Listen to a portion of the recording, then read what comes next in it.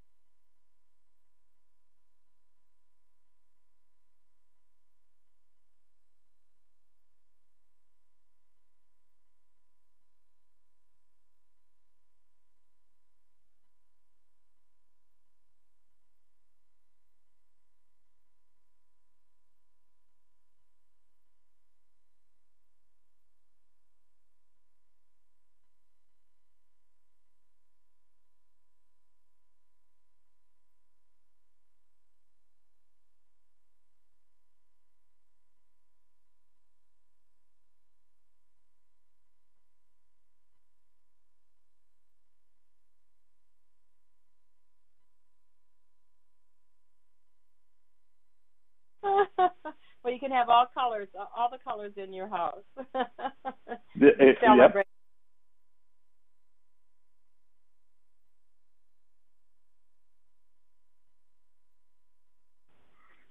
Everyone, I'm going to go ahead and get us called to order at 9:02, and we are thrilled to be joined this morning for the both Pledge of Allegiance and the National Anthem by the AMS Flower Chorus, who are accompanied by their music teacher, Ms. Jacqueline Shanti, as well as their Chief Compliance Officer, Adriana Rodriguez. So I would ask that we all rise and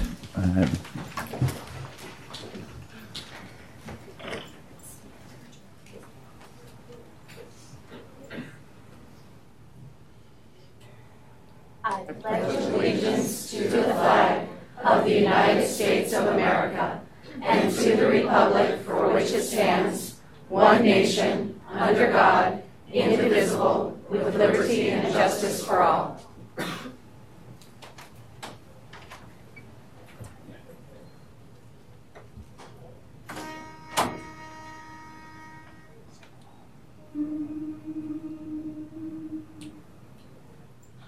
Oh, say, can you see by the dawn's early light what so proudly we hailed at the twilight's last gleaming, whose white stripes and bright stars through the perilous fight were the ramparts we watched, were so gallantly streaming.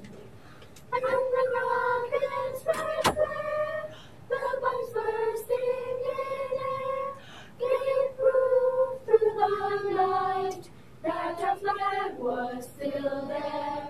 Oh, say does that star-spangled banner yet wave o'er the land of the free and the home of the brave?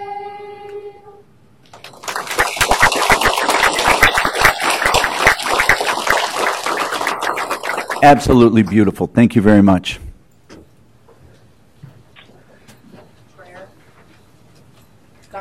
Yeah. Next, I would ask that we remain standing. The prayer will be led by the founder and president of Neighborhood Ministries, Ms. Kit Danley. Good morning, and thank you so much for the privilege of praying this morning. I'd like to use a psalm from the Old Testament to pray for this board meeting today. The Psalms are often called Jesus' prayer book. I will be praying from Psalm 72, which is a prayer for leaders. Lord, we hear in your word, Psalm 72, the prayer to give your leaders a hunger for justice for the afflicted and wisdom in making decisions, verses 1 and 2. Teach the leaders to judge with your righteousness, O God. Share with them your own justice so that they will rule over your people with justice and govern the oppressed with righteousness. And so we pray for these board members, Lord, asking you to use their gifts, their concerns, and their lives. By serving our community, they are doing your work, Lord, and your love for them is personal. Help them to welcome conflict as an opportunity to reach creative solutions. Help them to recognize the diversity on their team as a sign of your capacity to love all, and therefore accept it as a great strength. Help them to approach issues with an open, inquiring mind, depending on you for strength to make hard decisions. Help them to listen, to develop skills as peacemakers, to know how and when to mediate, to negotiate, all for the sake of the children, the educators in Arizona's schools.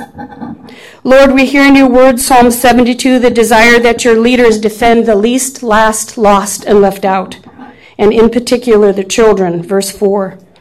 May they defend the afflicted among the people and save the children of the needy. May they crush the oppressor. We pray for the children in Arizona who are in our schools. We believe that education is justice. Improving educational equity is about biblical justice. Scripture compels us to intervene on behalf of society's most vulnerable, and this certainly includes children. Lord, we are aware that often poor kids are priced out of educational equity. When there is unequal school funding, poor kids are punished. The Bible compels us to care for the poor. Deuteronomy 15:11 says, "Therefore I command you, you shall open wide your hand to your brother, to the needy, and to the poor in your land." So when we care about public education, we are caring for the poor. Lord, we can hear in your word, Psalm 72, what sounds like an affirmation to our teachers and administrators who are giving their lives on the front lines, verses 12 to 14. For the leaders will deliver the needy who cry out, the afflicted who have no one to help. They will take pity on the weak and the needy, opening a place in their heart, restoring those in their city. They will rescue them from oppression and violence, for precious is their blood in his sight. And so we pray for the educators and the administrators of our schools. Lord, you see them. You see their extraordinary commitment to the children who depend on them to grow and become all they are supposed to be. We pray for plans of action, and we pray for resources, for you know what they need. And we pray for the enlargement of our state's heart, for our schools and our classrooms. We pray to be known as a state for its compassionate care for all of its children. Blessed Lord, you are the one and only wonder-working God. We pray for all these things in your name. Amen.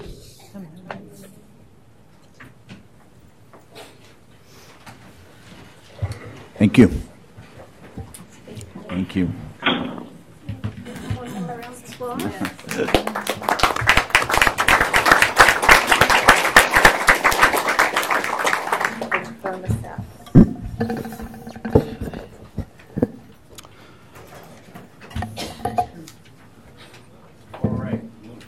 We will move on and have a roll call by Kellen to confirm that we have a quorum here this morning.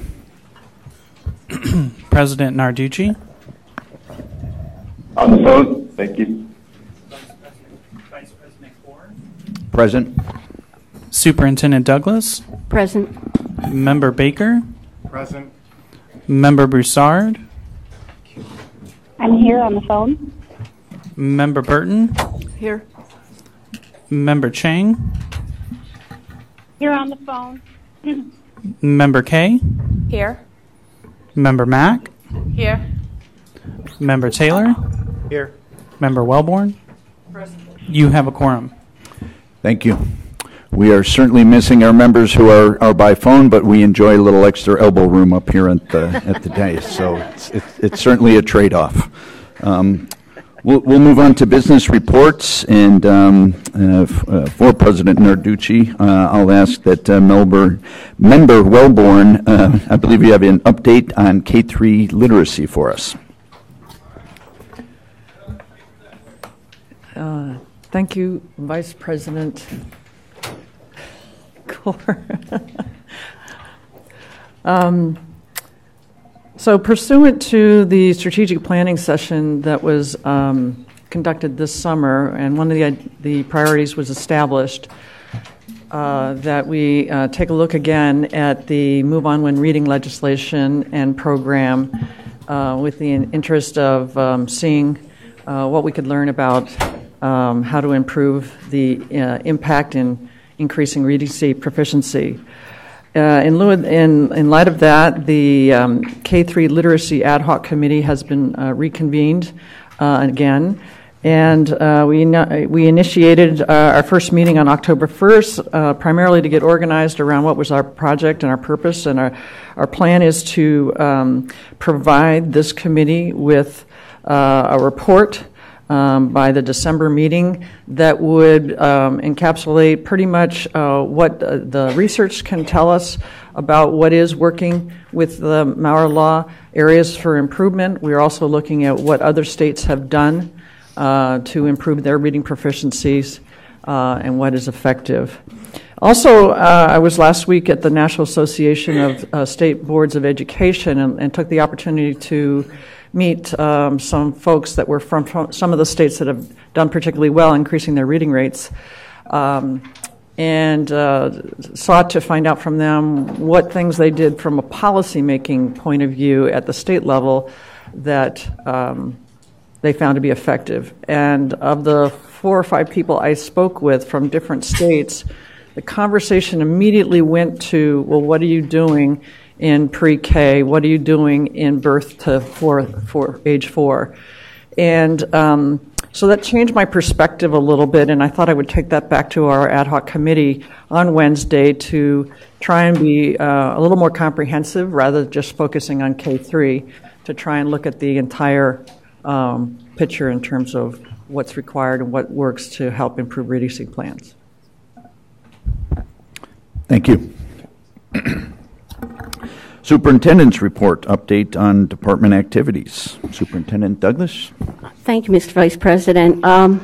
One thing I thought I would share with the board, it's not particularly a department activity. Well, it is per se.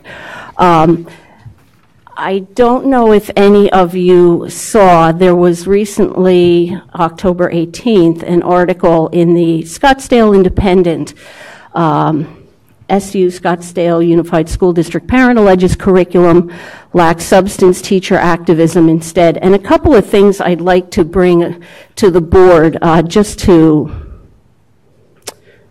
shall we say, set the record straight, is this parent is alleging on the part of the department that we've uncovering not only constitutionally subversive and problematic curriculum and teaching instruction in our government-run schools, but also shockingly exposing a nationally coordinated political activist program being promoted by the Department of Education. And the ADE program she referred to as deceptively word game is called the Excellence in Civic Engagement. Just a little background for any of those of you who may not be aware, the Excellence in Civic Engagement program, rather than being nationally coordinated, was actually created by Arizona's own Supreme Court Justice Sandra Day O'Connor after her retirement, and it was put into place with her effort and former Superintendent John Huppenthal. She makes a former allegation, another allegation, I should say. The department has already tried to scrub its website to erase some of the, I'll say, darning socialist information supposedly uncovered. And just so you know, we do not scrub the website. Do we update it from time to time with more current everything? Doesn't always stay there forever. But, you know, can any program with good intentions be, shall we say, misinterpreted at the school level? Perhaps it could be. But particularly I wanted to know, you to know the information that this is actually an Arizona-created program by our esteemed Supreme Court Justice. So we can get copies of the article if anybody would like them. I didn't bring extra down, and if the board would like any additional information about the program, we'd certainly be very glad to provide it. The other thing I wanted to mention to the board, just and it could appropriately be on our last agenda item, but just to give something for you to think about, myself and my executive team, we need to be in Washington, D.C. on December 3rd for a national meeting. So we'll, I think the 2nd, 3rd, 4th, and 5th, or dates around there, so will not be in town. So I've requested of President Narducci to look for an alternate date so that we can make sure the appropriate staff is always here on a board meeting day to serve whatever needs. So if you can kind of look at your calendars, that would help us a lot too. So that's it. Thank you, Superintendent Douglas. Executive Director report. Director Williams? Vice President, Corps Superintendent Douglas, members of the board. The Executive Director's report is quite short this month. I just wanted to update the board that the board staff has received 18 appeals in regard to school accountability. It's also a reminder for anyone watching and anyone in the room that the appeals window actually closes on October 25th at 5 p.m. And individuals can find the appeals policies and procedures as well as the application on the State Board of Education's website under the 8th Ref tab. Thank you, Director Williams. We'll move on to the first call to the public, and this is a time for public to comment on items on the consent agenda. I have been notified that we have quite a number of folks interested in making comment, and that is wonderful. We absolutely want to hear from each of you. Given the number of those of you who have requested to speak, I would ask that you limit your comments to 2 minutes so that we can hear and give full consideration to everyone who wishes to speak this morning. Director Williams?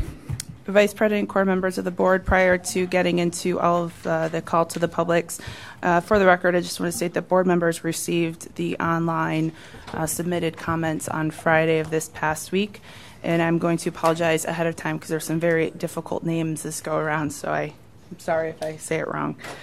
First up, we have Brandon Watkins, followed by Craig Moosey.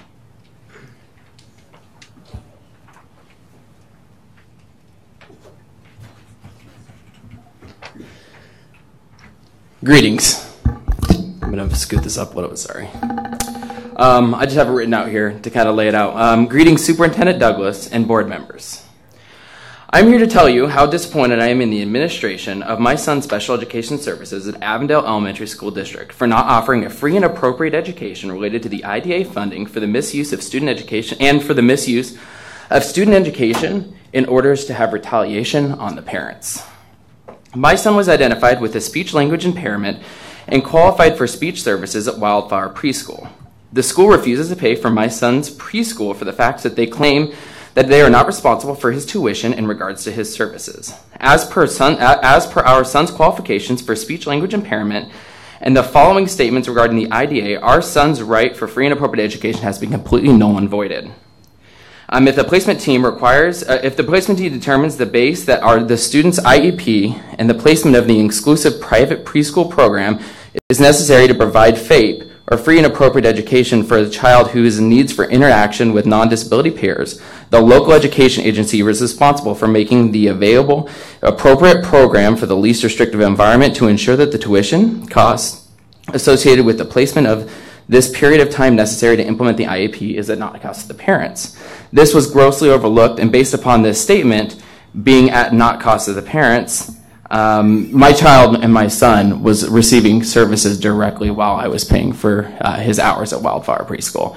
And there was a couple other things that came up too regarding those things. So in the preschool, we had a formal IEP meeting on 10/2. This meeting was to talk about and to increase and change our son's speech therapy to allow him to have more accessibility and to be more successful in the classroom. So in the addendum, it says my son will be provided an ample amount of interaction time with typically developing peers. This change after, the change after school is not I'm sorry, I'm nervous. I'm just going to tell my story. I think that's easier. Okay. My son has an IEP. Went to the preschool. I brought up my concerns to the school, and they completely avoided the idea that my son was receiving the appropriate services. They wanted to move the services after school in order to make it free, but it's not appropriate. I went to the school, I've went to the state, I've gone to the superintendent, I've gone to every single individualized person, the special ed director in there, and nobody's willing to listen to me. Nobody's willing to understand what I'm saying. My son's IEP meeting, when I had an advocate come for me, the advocate in herself, extremely frustrating, but she works at a specific school in the Peoria Unified School District.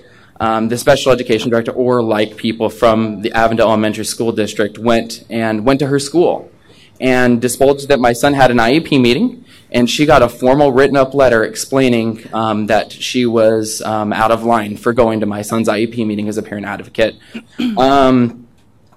That is something that is super frustrating as a parent, and I'm coming to bring it to light. I've made a state complaint, and I will move forward in the appropriate processes going forward, but I just want to say that our kids are worth it. My son's worth it. Every single child in this room is worth what we give our kids, from all the way to gifted down to exceptional services that these kids deserve and require. We have funding. The funding is available for our students, and that funding should not have to get to this point to try to fight the battle. Thank you, Mr. Watkins. Thank you. Excuse me, Vice President Korb. Mr. Manley, are you in the audience? I'm not seeing him. I thought I saw him come in. Stefan, would you talk to this speak with this gentleman, please, and get his contact information on my behalf? Thank you. Craig Moosey, followed by Sarah Tilton.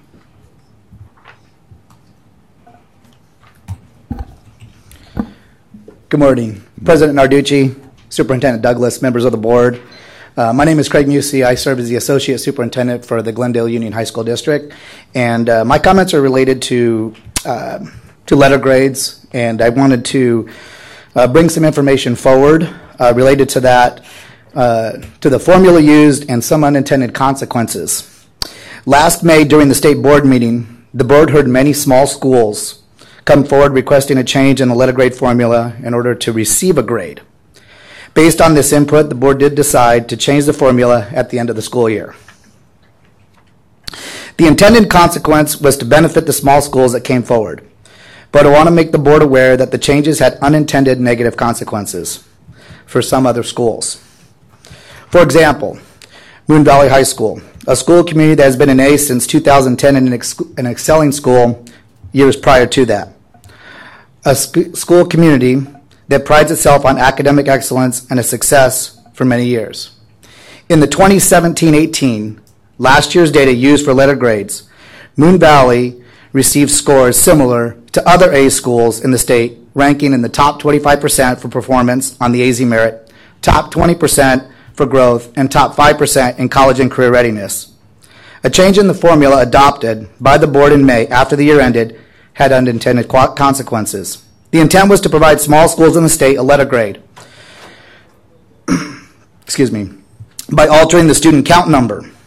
As that can be understood for those small schools, it had an indirect negative effect on other schools, primarily large districts that serve multiple populations with different needs, that would ultimately score differently under what was understood as the measurement tools under the letter grade formula. The change was retroactive, coming at the end of the year and now impacting some schools with unintended consequences. Moon Valley will be going through an appeal process to bring forward the impact that caused the representation of inaccurate data, thus shifting Moon Valley from an A to a B. Just as the board took into account input from small schools and made a change to the formula last year, I'm respectfully requesting the board make that change to correct the unintended negative consequences. And as this board heard input last year from those concerned with inaccurate and misrepresented data, which also had unintended consequences, I'm asking the board use that precedence to correct the impact for those schools that should not have been affected. I propose that the board correct that inaccuracy for those impacted so that the grade received is a true measurement. Thank you. Thank you.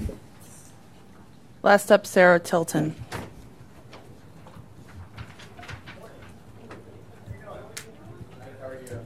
Thank you for hearing me. Apologize for my attire. I didn't know I was going to come until I seen that this meeting was on the news. I'm a parent at the Murphy School District, specifically Jack L. Cuban. I've had a lot of problems with this school. I've graduated 8 children out of there. The last 2 I'm doing right now are my granddaughters. Their father's incarcerated. Since he was incarcerated, they've had a lot of problems. My granddaughter's kindergarten teacher was calling her stupid. They didn't do nothing about it. They told me they wouldn't move her from that class because she didn't speak Spanish. Okay, now a whole nother year. My granddaughter, I dropped her off this morning to school. She did not want to stay. Over the weekend, they had fired her teacher that she has become very good and loving with over the last 3 months. And then surprise, hey, you got to get used to somebody else. I have taken many parenting classes. I had my first child when I was 12. Okay, and with that being said, I needed to be taught how to be a mother. And I was taught consistency is how a child grows, how they learn, how they thrive. This school is not consistent. They take kids at the end of the day to the parking lot where it's 110 degrees and they have umbrellas keeping them cool until parents get there. Okay, they tell the teachers that you got to watch these kids even if the teachers can't talk to them. Teachers that speak Spanish aren't allowed to teach Spanish kids. Teachers that speak English have to. They say it's to teach them the English, but a teacher has to communicate with a child to teach them anything. They cannot learn if they don't understand what a child is saying. And if the parents are trying to tell them this, not the board, not the superintendent, not the principals, nobody will listen to us. All of us, I'm ready to move my children. I've been at Murphy School District for over 28 years, and I'm ready to move my grandchildren. I don't want to. I know how much they love their friends and their classmates, but when I walk my grandchild into class and I hear her say, Grandma, do I have to stay here? Can I go home with you? I don't know this lady. How do you explain that to a 7-year-old? How do you tell her, I know you're used to this lady for 3 months, and we've taught you to respect her and to listen to her as you would us, but now you have to get to know this one all over again. Learn her rules, learn her ways. This isn't a way that this school needs. I've tried to talk to them. I'm here because I've called Miss Douglas's office. I've called the district. I've gone over and I don't know where else to go. I want my grandkids to graduate from the same school their father did. I want everything to stay normal. I don't want to have to drive 10 miles to get them to school. But if that's what I have to do for them to have a better education, that's what I will do. I praise that you guys took over this district. I believe it's going to get back to that A+ school it was when my sons graduated. But right now, they're adults. I'm worried about the 6- and 7-year-old that's being tossed around like they mean nothing. Thank you. Their opinions mean nothing. Thank you. Vice President Core, members of the board, that concludes the first call to the public. Thank you. We'll move on to the consent agenda. I believe Member K has a conflict with item 3B. Is that correct? Yes? Okay. And so we will pull that particular item. I would also like to pull item 3D. Any other member wish to pull A, C, E, or F? Hearing no desire to do so, do I have a motion to approve consent items 3A, 3C, 3E, and 3F? So moved. Second. I have a motion and a second. All in favor? Aye. Aye. Aye. Aye. I think we heard from everyone on the phone. Thank you. With Member K abstaining, do I have a motion to approve item 3B? So moved. Member Taylor? Second. And Member Welborn, second. All in favor? And any discussion? I'm sorry. No discussion. And all those in favor indicate by saying aye. Aye. Aye. Aye. Fantastic. Director Williams, do we have someone here to speak to item 3D? Vice President Core, members of the board, Peter Davis is present today from Simon Consulting to speak on the financial health of Murphy Elementary School District. Fantastic. Thank you. Vice President Core, Superintendent Douglas, members of the board, I'm Peter Davis. I'm the receiver. I'm with Simon Consulting, the receiver for Murphy Elementary. With me here are Dr. Goodwin, the superintendent that I placed in during the first week of my appointment, And also Dr. Duvakis, our Director of Education, is here also. So I'm here to present the 120-day report. You should have a copy of it. If you don't, I have some extra copies here. So in a big picture, pre-receivership, Murphy was dominated by a culture of control and fear. There were significant excessive spending issues and also excessive employees in the administrative function, and also a poor use of resources that were available but just weren't being used. And there was, frankly, a lack of focus on the children. I think Ms. Tilton's comments really strike me and are very concerning and are something that my hope is in the future won't happen because of the attention we're giving the school. Post-receivership, and we've only been in this a little over 3 months, what I've seen and what we're doing, and we're being me and the principals and the superintendent and our other folks at the school, are changing this culture from one of control and fear to one of empowerment and possibilities. And we're seeing that now. We're seeing people come up with ideas. We're seeing options that didn't exist before coming forward. And the enthusiasm we would want to see in a school that's focused on the kids, we're starting to see that. And that's very positive, because I'm a financial guy, so that's not stuff that I usually get into. But we've let them do their job, and they're doing it. So the other goal and what I'm seeing is running a very lean and efficient operation. I've done and had the privilege to work with this board on 3 other public school receiverships. And that's my focus, is the lean and efficient operation, use of resources. And oftentimes in these receiverships, there's issues of abuse, wrongful conduct, misappropriation of assets, and those sorts of things. And here we've had our share of those issues. And so going forward, it's a lean, monitored, and healthy financial environment. And that will empower that the dollars are focusing on the children and going in the classroom. And that's what we're doing now and ensuring is happening. So before I go any further, I want to make mention that we have an incredible, committed staff of educators, 4 principals over 4 schools that have stepped forward and lived in an environment where they didn't have the support they should have gotten. They didn't have the resources they should have gotten. And despite that, they remained, and they remained committed. This is demonstrated by Cuban, which was the school Ms. Tilton talked about. Its AZ merit score went from a D to a B. So to Ms. Tilton, we want to get it to an A. Okay? And I'm going to empower the people at that school to do that and make sure her kids and all the other kids feel safe every day they go there. And that's what these principals, who I've seen, they come to board meetings, they stay after school, they come to the community events that we've had. These are very committed individuals who care deeply about that school. The other school is Hamilton, which has gone from an F to a C. And this is a trend we want to continue under this receivership. And if I haven't mentioned it, the educators, the actual teachers who are in the field, I've met a number of them who are very, very committed to this school and seeing it through. A couple of other general highlights from the report and other observations to provide the board some backdrop. Last year, pre-receivership, at times during the year, the student-teacher ratio was 40-1. We are now averaging 22-1. Okay, under Superintendent Goodwin's leadership, we have prioritized recruiting. We have an HR director who's out there pulling teachers in. We still have some teachers that we need, but that's our focus, to retain the teachers and to recruit new teachers. We also have been fortunate enough to get some significant donations, including a large donation from Rep Development for science education.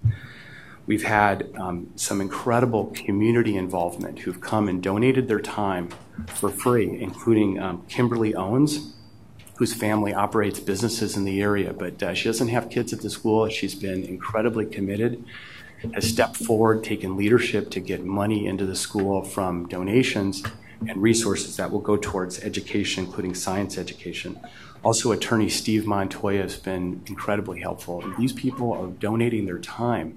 They don't have kids at the school, and they're helping us to succeed. And it's been tremendous to have that. Our enrollment is up by 100 students from last year. So it's very positive. It's a good trend. We still have a lot of capacity in our school. We're evaluating how to deal with that. We've produced a break-even budget for this fiscal year. It's still tenuous. We're still figuring things out, but right now it's a break-even budget. We've eliminated excessive and duplicative positions in the administrative functions and other functions and eliminated some wasteful spending. Our board, 3 board members were recently appointed by Superintendent Watson's office. These 3 individuals who have close connections to the school through children or otherwise went there are very committed. They care about this school and they want to see it through.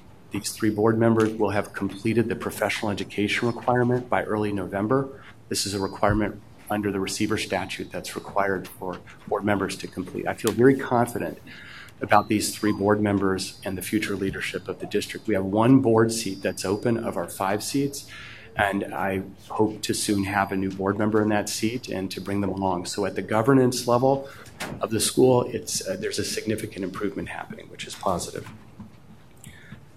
So just a quick note about receivership, because these come up, and this is our 4th one, and I wanted to provide the board some thoughts on this, because in the case of Murphy, it's very unique, because we were appointed before the close of the fiscal year, and it allowed some very strategic things to be done, including not renewing certain contracts.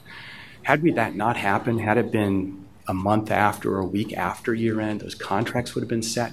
I'd be running a whole nother year of deficit, having to deal with that.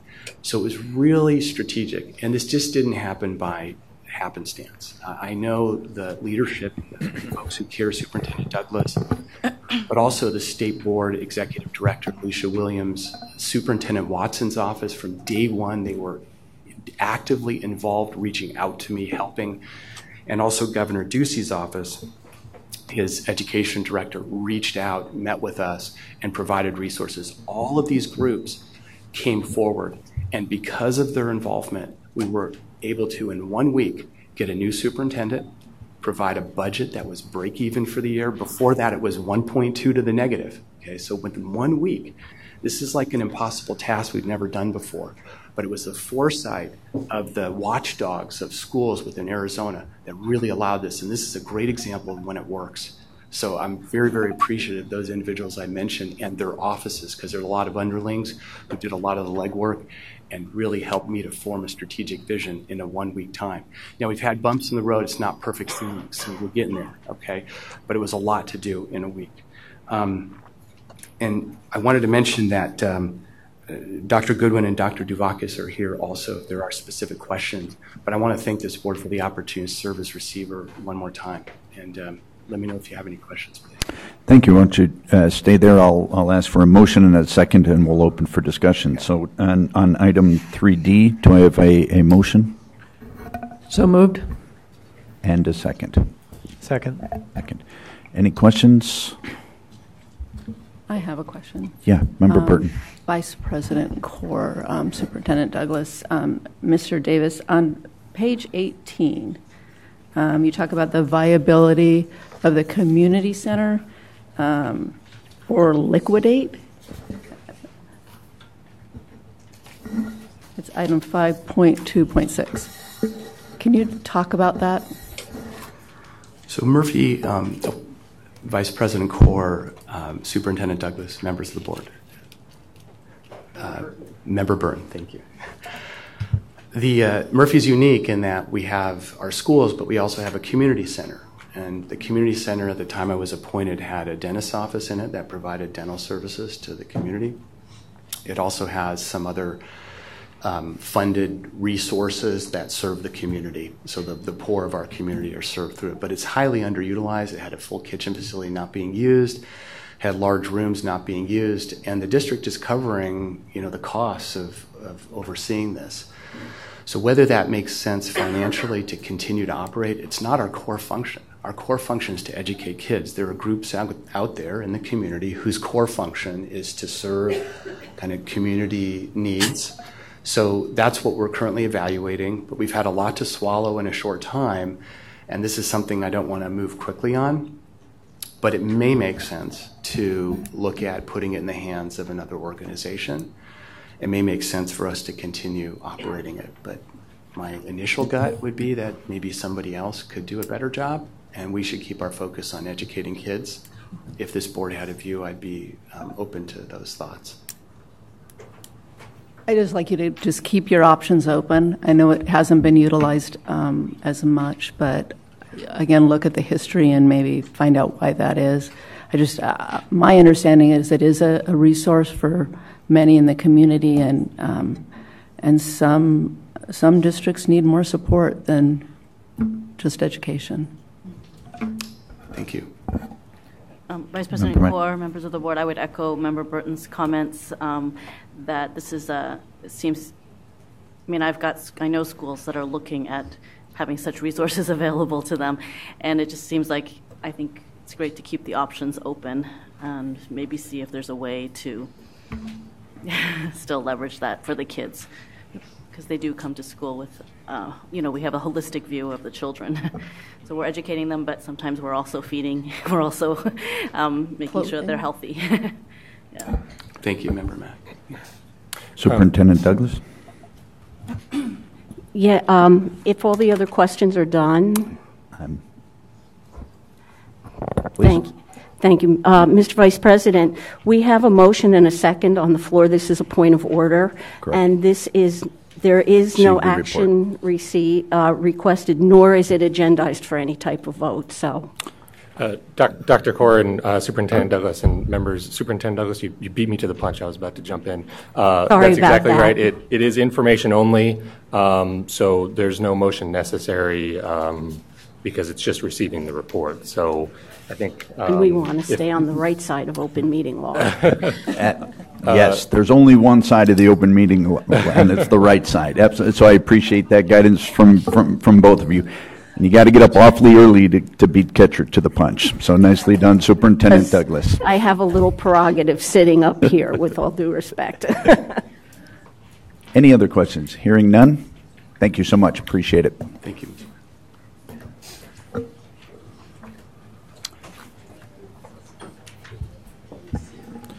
We will move on then to item 4 of our agenda, the call to the public, our second call to the public, and this is for the public to comment on general session items.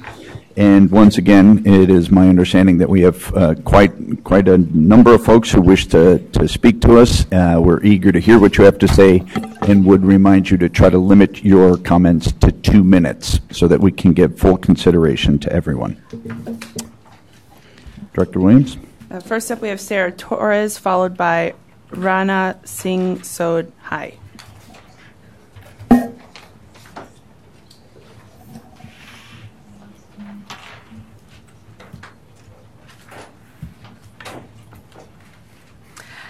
Good morning, Vice President Kaur, Superintendent Douglas, and members of the State School Board.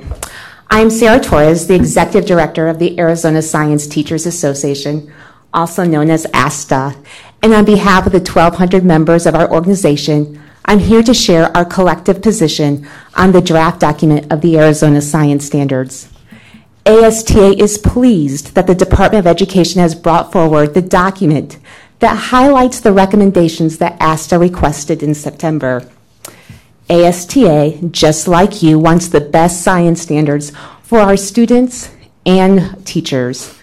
The draft science standards with the highlighted recommendations that are being presented today are well designed by Arizona teachers and science content professionals and implement the 3 dimensions of science that supports rigorous science instruction.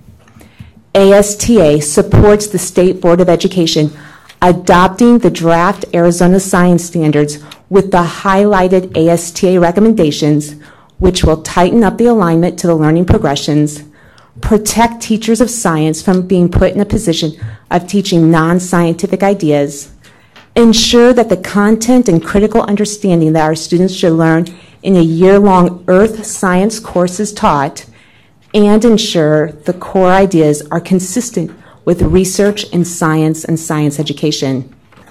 As the state's largest professional science educators association, ASTA respectfully requests that the State Board of Education adopts the draft Arizona Science Standards with the highlighted wording.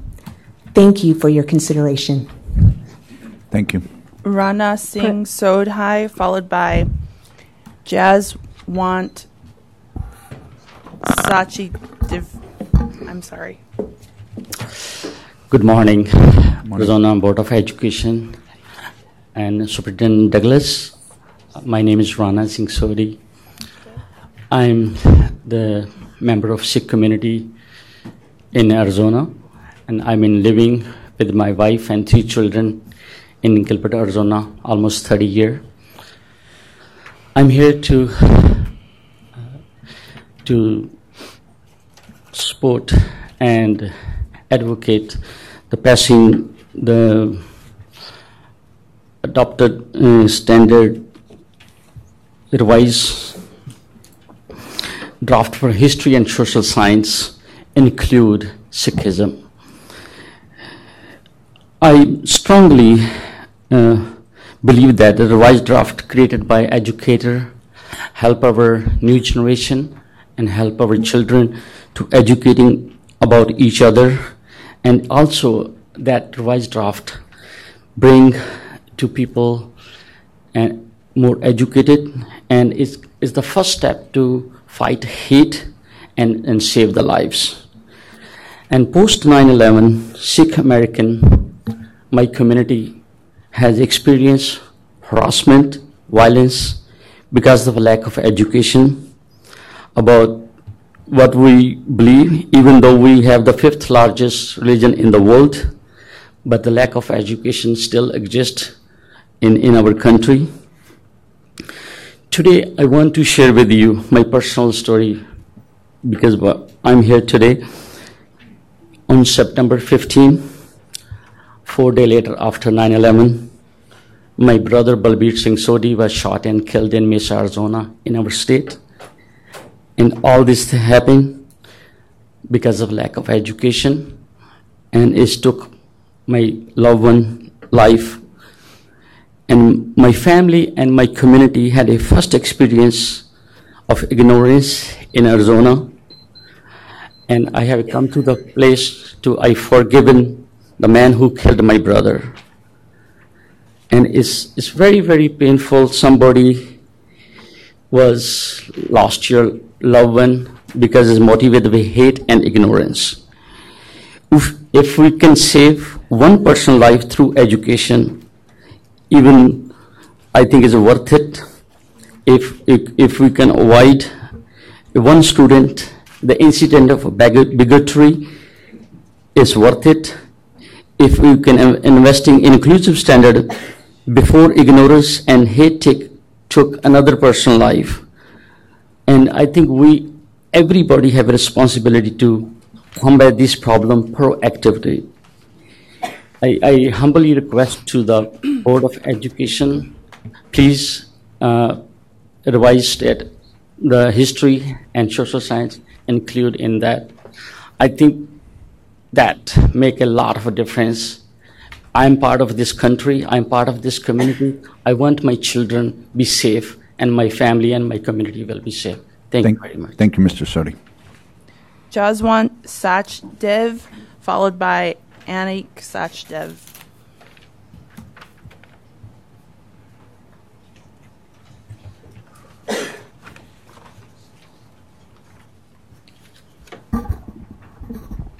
Respected Vice President, Honorable Diana Douglas, Superintendent, and other members of the community, and board members. My name is Dr. Jaswant Singh Sachdev, and I am a Sikh. I speak today to request the board to vote in the revised draft history and social science standards that include Sikhism, the 5th largest religion of the world. I have lived in Phoenix, Arizona for more than 42 years. My 2 sons and now my 4 grandchildren are students here in Phoenix. I am an MD, and I have served and treated Arizona veterans as a neurologist for the last 42 years.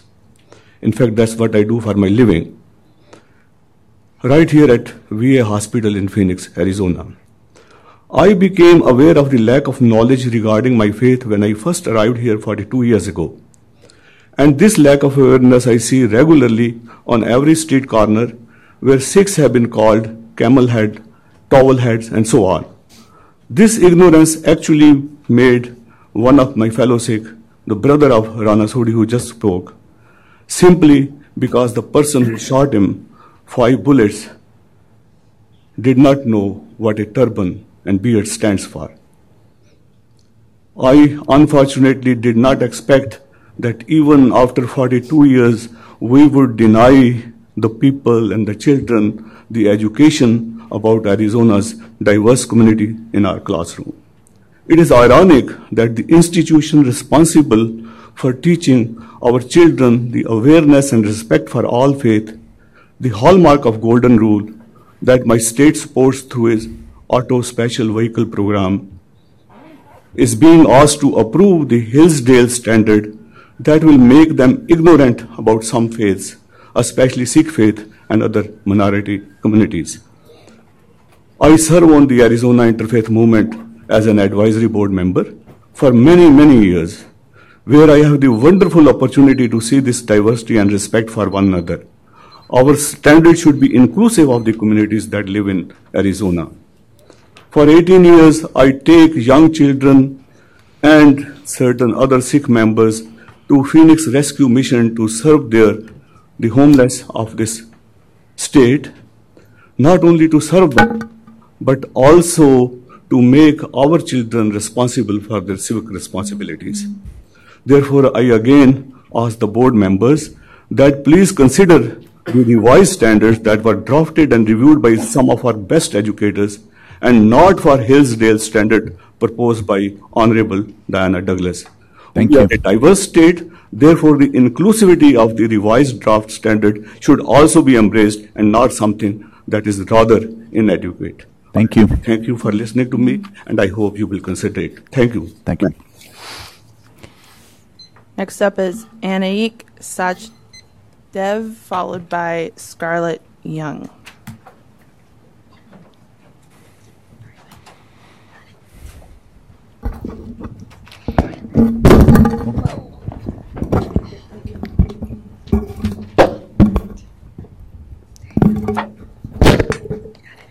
Hi, my name is Anaik Singh Sachdev, and I'm 6 years old, and I go to Cherokee Elementary School.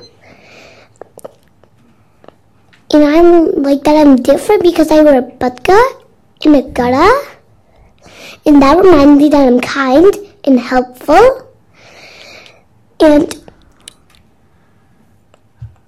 I like to learn about people.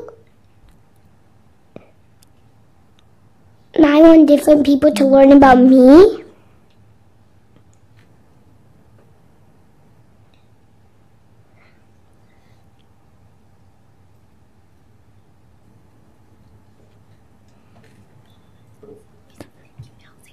Thank you. Thank you so much for coming. You did a great job. Thank you.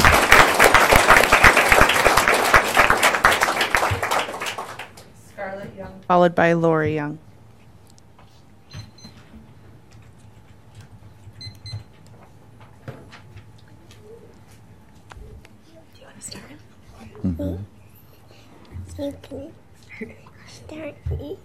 This is Scarlett. Scarlett's Hi, 6 years Scarlett. old. Her best friend is Anaik. And what do you want to say about Anaik? We inspire each other. Inspire. You inspire each other, right? Hi, I'm Scarlett's mom. You can go in now, Jen. I am Lori. Okay, next up we have Lori Young, followed by Eldred Spain. Thank you, Scarlett. Hi. I'm Lori Jung. I am a mother here in the community. I have a 4-year-old and a 6-year-old. Moved here about 6 years ago and met one of my best friends. I am a Catholic. One of my best friends is a Jew. And Angeline and her son are Sikh faith. These adorable little kids inspire each other every day, know everything about their faiths and respect their faiths.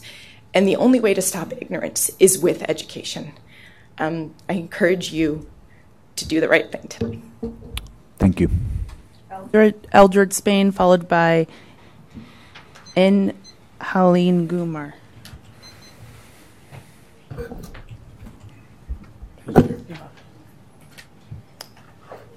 Thank you to Superintendent, to the board, for your consideration of the various issues of education. I came today at the request of the Arizona Interfaith Movement, Interfaith Council, who voted unanimously that I come in support of the Sikh position in regard to choosing which religions should receive the most emphasis. And what we sometimes find is an assumption that the Abrahamic traditions, that would be Jewish, Christian, and Muslim, are the most important. Figures-wise, those three faith community traditions occupy 1/2 of the world's population. All the other religions have the other half. We cannot list every religion that is in the world, but we can include in our various resources the major ones that have made contribution here. Personally, we've heard today from an owner of a business and from a medical doctor and from a young child of the Sikh community. But by unanimous vote, I'm sent here to say, we exist as an organization because of the golden rule, that we should treat everyone as we would like to be treated. We have not found a faith yet that does not have a golden rule. And so since we're united under the golden rule, we're encouraging you to consider likewise the inclusion of all the minorities of the religions and others that could be excluded by some of the various choices that you make for curricular resources. I say this with more than 60 years as an ordained Christian minister. I say this having taught citizenship and government for 19 years in our high schools. And I say this now in my 12th year as president of the board. And our objective is to get everybody treated equally. And so I would say that our recommendation is to reject anything which is exclusionary. Thank you very much for your consideration. Thank you. Followed by Charlotte Rogers.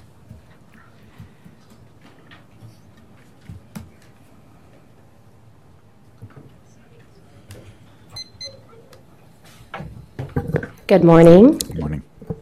My name is Angeline Kaur-Goomer, and I am of the Sikh faith. I moved here from New York City in 2012, so I've been a resident for about 6 years. Like many of the other people who have spoken before, I'm here to echo the support for the revised social science standards. In particular, I want to talk about the Sikh faith. And from a mom's perspective, you heard from my 6-year-old son. I also have a 4-year-old son, both who attend public elementary school. 2 out of 3 Sikh children are bullied in school nationally. I've seen my father, my husband, my brother, many other Sikh people get called names, be the victim of harassment, bias, and bigotry, all for wearing a turban. And so since 9/11, the turban has been seen as terrorism. And what I want to educate you today on is, and also what I want our children to learn, is the turban is the opposite of that. A Sikh wears a turban to represent equality, and not equality for only Sikhs, but equality for anyone, regardless of race, religion, gender, creed, every type of equality. The turban reminds us to stand up against injustice, against anyone. So when Anek said it reminds him to be kind, it's something we talk about every day. You know, it's very similar to the golden rule. And so I don't want either of my children to be the 2 out of the 3 that are bullied. I want that stat to change so 0 children are bullied regardless of race, gender, socioeconomic class, or what they're wearing. Currently in school today, Sikhism is not taught. So our current standards do not talk about Sikhism and world religion and world history. And you have the opportunity to change that today. Sikhism is the 5th largest religion in the world. It should be talked about as we talk about world religions and world history. States already that have adopted Sikhism in their curriculum are Texas, Tennessee, Idaho, New Jersey, New York, California. So Arizona would not be the first one to already adopt Sikhism. And I don't stand here alone today. I have a letter for each one of you that have been signed by the Arizona Council for Social Studies and 17 other community organizations, including the Arizona Interfaith Movement. And so today I urge you to take a step forward and help Arizona move in the right direction and vote for the revised social science standards. Thank you so much. Thank you.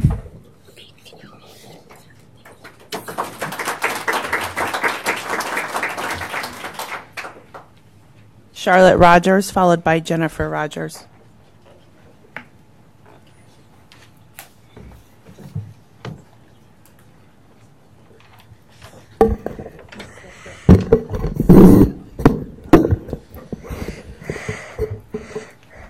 Hello, my name is Charlotte Rogers. You may call me Char. I go to school at Great Heart Cicero and religious school at Temple Kolami. I am in 1st grade. I think we should learn about every single religion because it helps us learn about the world in different countries. My friend Aneg is special to me because and I believe that everyone should learn about his religion, Sikhism. He wears a special silver bracelet on his wrist and a pakka on his head to show he cares and always wants to help people. He inspires me to help people too. Thank you. Good job, Shar. Next up, we have Jennifer Rogers, followed by Shirag Sachdev. Hi, thank you so much for having us today. My name is Jen Rogers. I'm the mother of Charlotte Rogers, and I am also a partner in Hudson West PR with Lori Jung. We have been serving the Sikh community for about 2 years now, helping them raise awareness for the Sikh religion to make sure that everybody understands the true meanings behind these really peaceful and giving people. We have raised our kids together, as you can tell, and through basically education. But I think both of us, when we moved here, did not know about this religion at all. And through education for ourselves and our children, we have been able to show them, how to act and how to be kind. We have worked with Angeline and the Sikh Coalition, and there are now over 3,000 signatures on a petition to support the new social studies standards, and as well as obviously the sign-on letter that has been locally signed by over 17 local organizations. We ask that you really take a step forward in the curriculum and include all of these wonderful children and all of their different religions so that they all can learn about it, and not the Hillsdale Standards, which bring us back, take a step back instead of forward. And we want to thank you all and really hope that you can help us with the children and accepting everybody and eliminating any bullying and accept everybody for who they are. Thank you. Thank you. Goodbye, Shar. We'll see you. Bye. We'll see you, sweetie. Sachdev. I apologize. Elizabeth Hobson is following. Good morning. My name is Chirag Singh Sachdev, and I live in Phoenix, Arizona, and attend 9th grade at Brophy College Preparatory. My family and I are a part of the Sikh religion, which is the 5th largest religion in the world. Throughout my life, teachers and classmates have asked me all about my religion, my appearance, and I don't mind questions at all, but I was disappointed at how little of them knew anything about who I was. Now, that's why it surprised me when I heard that the Sikh religion wasn't even being talked about in schools anymore. How can people learn about who we are if we're ignored in the classroom? I know that I personally love to talk to my friends about faith because we like to see the similarities and differences between our beliefs. I know that they love to talk to me about my faith because if they didn't, I don't think they would ask so many questions. I would like to share a national petition that urges the board to vote in a revised history and social standards that includes Sikhism. This petition has been signed by not only me, my family, my friends, and my community, but it's been signed by over 3,122 people nationally. As a Sikh student, it would mean a lot if my teachers and friends knew more about my background. We could have quality conversations about faith instead of just one-sided questioning. And as fellow citizens, I believe it's our duty to learn about each other so that we're not ignorant to one another's beliefs. Thank you. Thank you. Elizabeth Hobson, followed by Jennifer Reynolds.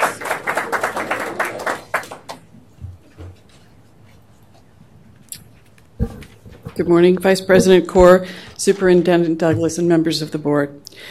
My name is Elizabeth Hobson. I live in Tempe. I've lived there since 1978. I have been a public school teacher and administrator in Chinle, Arizona on the Navajo Reservation, in Guadalupe, and in Tempe.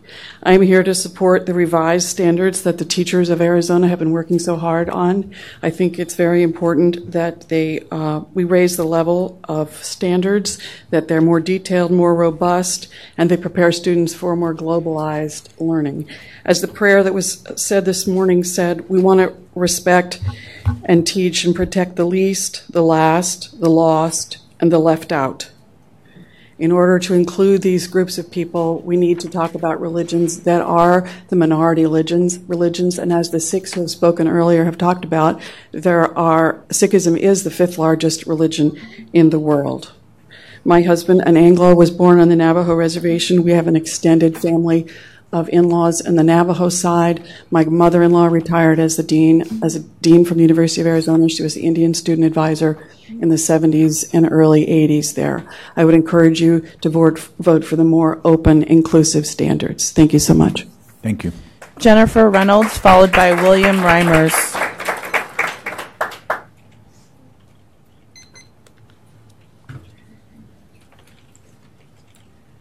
Thank you, President Narducci from afar, Superintendent Douglas, Vice President Kaur.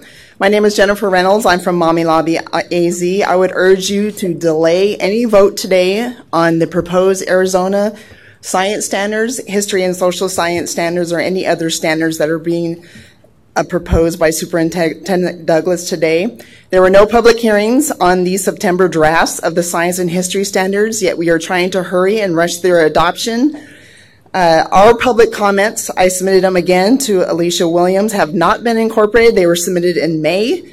Our public comments regarding the developmental inappropriateness of these standards in kindergarten through 5th grade. Students at this age, as I mentioned last month, cannot think abstractly, strategize, persevere, or apply one concept to another. The history and social science standards continue to fail to honor the widely held understanding of childhood development and require children to explain, compare, generate, justify, and apply principles that are abstract in nature. It's appalling to me, I'm an engineer, my husband's an engineer, that the scientific method continues to be de-emphasized. It's being used for decades for scientific research and development. We need to bring this back. Kindergarten grade, history and social science standards are devoid of teaching any history, which would be the necessary background knowledge for future grade levels and can lead to decreased literacy skills. In addition, most of the citizenship standards could be better met in all grade levels by actually teaching history. So my recommendation is to delay any vote today and instead have a menu of standards with input from your local LEAs, which matches our school philosophy, true local control. I'm grateful for the kids that came out and testified today. Their school philosophy might be different from my school's philosophy, so we should be allowed to adopt a menu of standards which best matches that school. Thank you very much. Thank you. William Reimers, followed by Tori Roberg.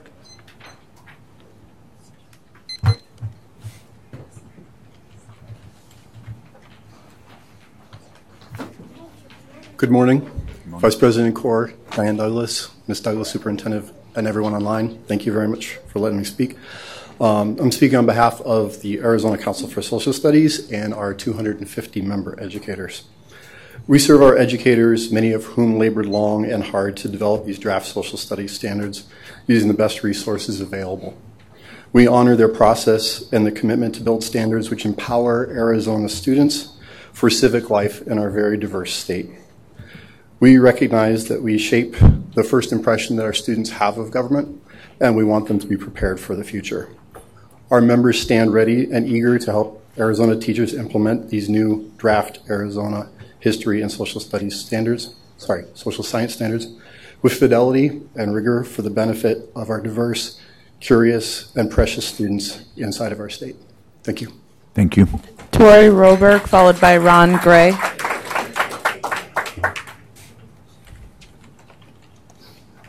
Good morning. Thank you to Vice President Corr and President Narducci and members of the Board of Education for the opportunity to speak to you briefly today. For the record, my name is Tori Roberg, and I'm here on behalf of the Secular Coalition for Arizona. I'm the Director of Government Affairs. We urge you to adopt the standards developed by the Department of Education work group, the hardworking teachers, with the revisions suggested by the Arizona Science Teachers Association. We also urge you to reject the Hillsdale curriculum today.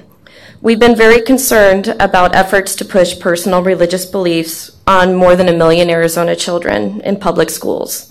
Our students deserve to be taught science in their science class. Hundreds of secular activists and science advocates have been emailing you and sending you letters to support the ASTA changes. We hope the board listens to these Arizonans, thousands of voices really from around the state. And we urge you to make the decision today to support the ASTA standards and the science curriculum. Thank you very much. Thank you. Ron Gray, followed by Margaret Welch.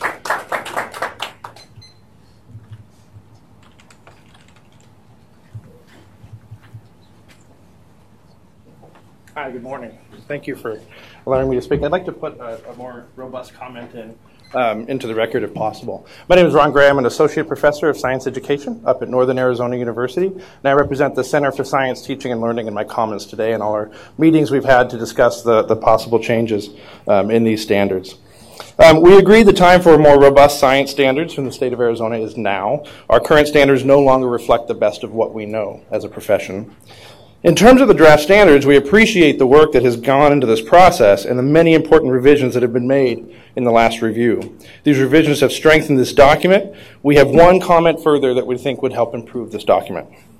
The authors state the standards are based on the report, A Framework for K-12 Science Education, a watershed document in the science education field worldwide. While they do include the science and engineering practices as well as the cross-cutting concepts, important steps forward, they do not include the specific disciplinary core ideas as outlined in the framework. Instead, they utilize a document from a small working group committee in Europe entitled Working with Big Ideas in Science Education. To be clear, the big ideas outlined in this document are not widely used anywhere else in the United States. They are also not widely used throughout Europe. This is a small report that has had no discernible impact on the field of science education nor any policy initiatives we can find. In fact, it has barely been cited by scholars in the field in the years since it has been released. The core ideas are different enough from the ideas contained within the original framework document that Arizona districts and teachers would not be able to adopt the curriculum projects currently underdeveloped all across this nation. This leaves us, once again, on our own in terms of resources. It leaves teachers to develop their own curriculum day by day, as opposed to having effective and proven curriculum on which to draw. This will cost schools and districts extra time and resources if teachers are to develop their own curriculum.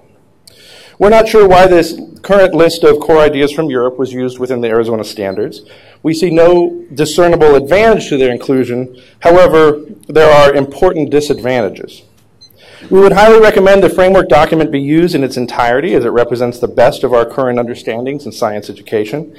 This would mean swapping the current core ideas from the European document to those outlined in the framework from experts in the United States.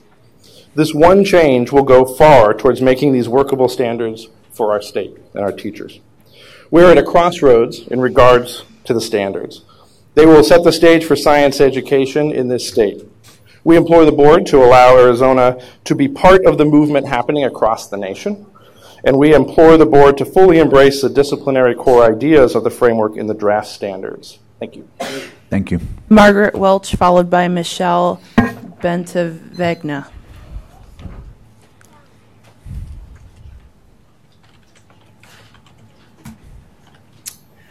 Good morning, Vice President Corr, Superintendent Douglas, and board members. Thank you for the opportunity for me to share my perspective with you. My name is Margaret Welch, and I taught biology and honors research methods for 26 years at Tucson High Magnet School, and I'll keep it. Teaches core knowledge and Singapore math, which is part of the Hillsdale program that Superintendent Douglas is proposing.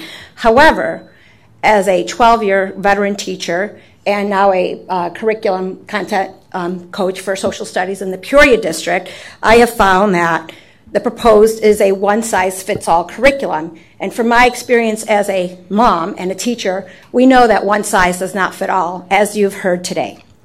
I've had the privilege to work on the economic standards in the new Arizona History and Social Science Standards. I've read through them carefully and with the rest of the social studies standards, and they're really good. But perhaps what is the best part of these standards is it does give districts the choice to adopt specific curriculum, and if we choose it as a whole for the Hillsdale program, it takes away those choices from the schools. And as a district, as a state that is very progressive in school choice for parents, I think that we are going backwards by making one curriculum fit the needs of all the students in Arizona. So I strongly urge you today to vote in favor of the new history and social science standards. So again, I ask you, can you tell me what you remember from your history classes? Isn't it much better to teach you how to learn than what to learn? Thank you. Elizabeth Landka, followed by Lisa Fink.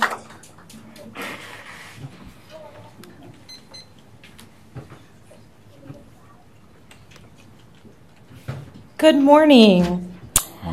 My name is Elizabeth Landka, and I have been an educator for the past 18 years, both as a classroom teacher and a curriculum specialist for an Arizona district serving over 15,000 students. I am also a past president and board member of a professional organization specifically for history educators and have participated in Fulbright Hays programs around the world, from Japan to South Africa and Germany to Zanzibar. And although I have lived and worked in 4 diverse U.S. states, I am proud that for the past 12 years I have called Arizona my home. Arizona is a unique and spectacular state, and I am here today to highlight Arizona's individuality as I speak to the draft document of the social science standards. In every state I have lived and worked, and in every country I have visited as a Fulbright Hays participant, social studies is the content area that is held most closely to the chest of its citizens.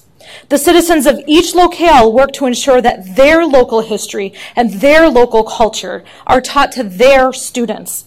I have yet to find one state or country that would be comfortable knowing that their children were learning social science standards created by anyone other than their local citizenry. To those ends, it is essential that the Arizona Board of Education adopt social science standards that are created by and for Arizonans. To this end, the Arizona Department of Education, under the direction of Diane Douglas, spent the past 2 years convening multiple working groups to create new, comprehensive, and rigorous social studies standards. The participants of working groups were thoughtfully selected specifically to represent the diversity of Arizona, including geographic, socioeconomic, and racial diversity, as well as the diversity of educational stakeholders of Arizona, including parents, community members, teachers, administrators, local content experts, and Arizona professors. These groups met many times throughout the past 2 years to discuss, decide, and design Arizona standards that best address the individuality of Arizona. Too often in education, we are given mandates from above without having a proper voice in the conversation. To these new social studies standards are important exception.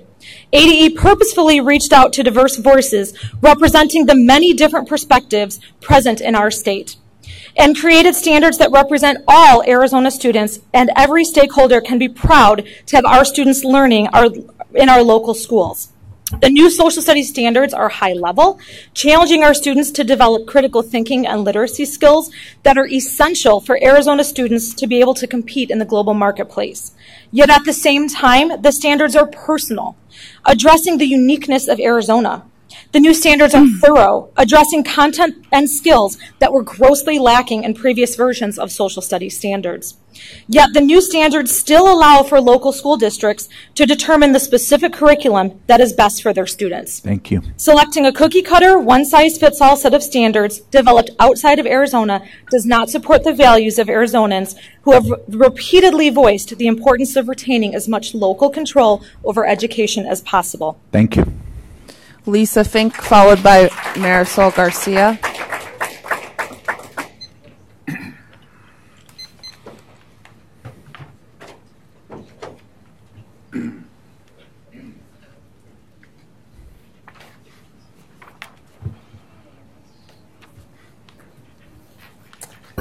Good morning, Vice President Kaur, Superintendent Douglas, and members of the board. My name is Lisa Fink, and I am a member of the Mommy Lobby, and I just want to also confirm and affirm the comments that Jen Reynolds had made. I'm asking the board to delay the adoption of the proposed history and social science and science standards for the following reasons. First of all, the general public comments have not been heard.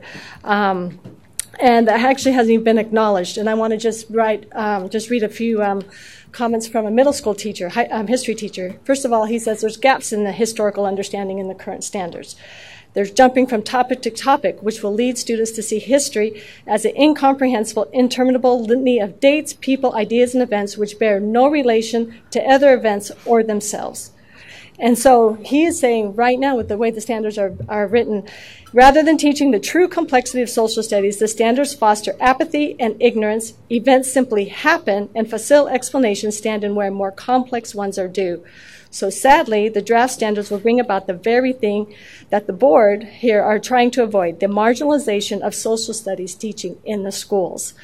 The other comments, asking kindergartners to create a map without any instruction on the components of a map, compass rose, a legend, all that is totally absent. The U.S. government is defined in 4 different ways. 5th grade, democracy. In high school is defined 3 different ways: constitutional republic, constitutional democracy, and republic. This is of grave concern that the writers of these standards do not know what type of government governs the United States. Also, the other thing is Fordham has rated our standards a C. If Arizona wants to improve our educational standards, why would the board adopt C-rated standards? So I would ask the board to delay the adoption until public comments and concerns are addressed. In addition, there's a proposal for possible action on the Hillsdale Standards. I believe that this should open a discussion on menu of standards that would address the diverse population needs in Arizona. Thank you. Thank you. Marisol Garcia, followed by Barbara Gray.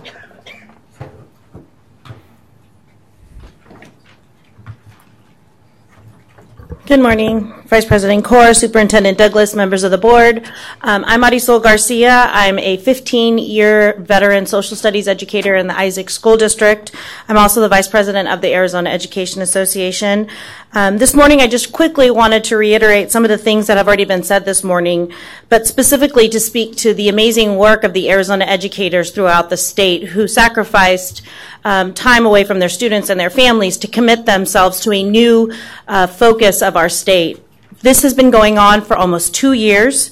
Colleagues that I've worked for trained professionals in how to look at standards and how to actually educate our students have poured thousands of hours and discussions, reviewed public comments, and importantly, engaged people throughout their community, not only parents, but also their colleagues, to make sure that this was taken seriously. This is a labor of love for many of them. Many of them will go back and watch this video in tears of happiness that is finally being voted on. We are strongly against the Hillsdale Standards as presented. Most importantly, importantly, because there were no Arizona educators part of this framework, and secondly, because of the time and effort that Arizona educators were given direction by not only Department of Education, but also those that they work for and serve. So once again, the thoughtfulness and critical thinking of the educators that went into the standards will also be seen in our students as we progress and finally move on to these new standards. Thank you. Thank you. Next up, we have Barbara Gray.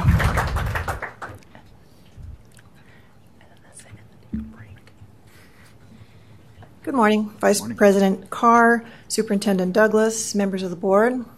My name is Barbara Gray. I'm the program director at the Thomas R. Brown Foundation, which is a foundation in Tucson that provides economics education to teachers at the K-12 level. We've been doing that since 2004. We've taught hundreds of teachers, and they in turn have taught tens of thousands of students how to employ and better teach economic concepts in the classroom. Economics is strand 5 of the Arizona Standards for Social Studies, and so I'm here today to speak about the proposals before the board. In particular, I want to speak against the Hillsdale Standards, and that is because the Hillsdale Standards amount to one page of vocabulary terms for economics, one single page, and it's just for a one semester course for high school seniors.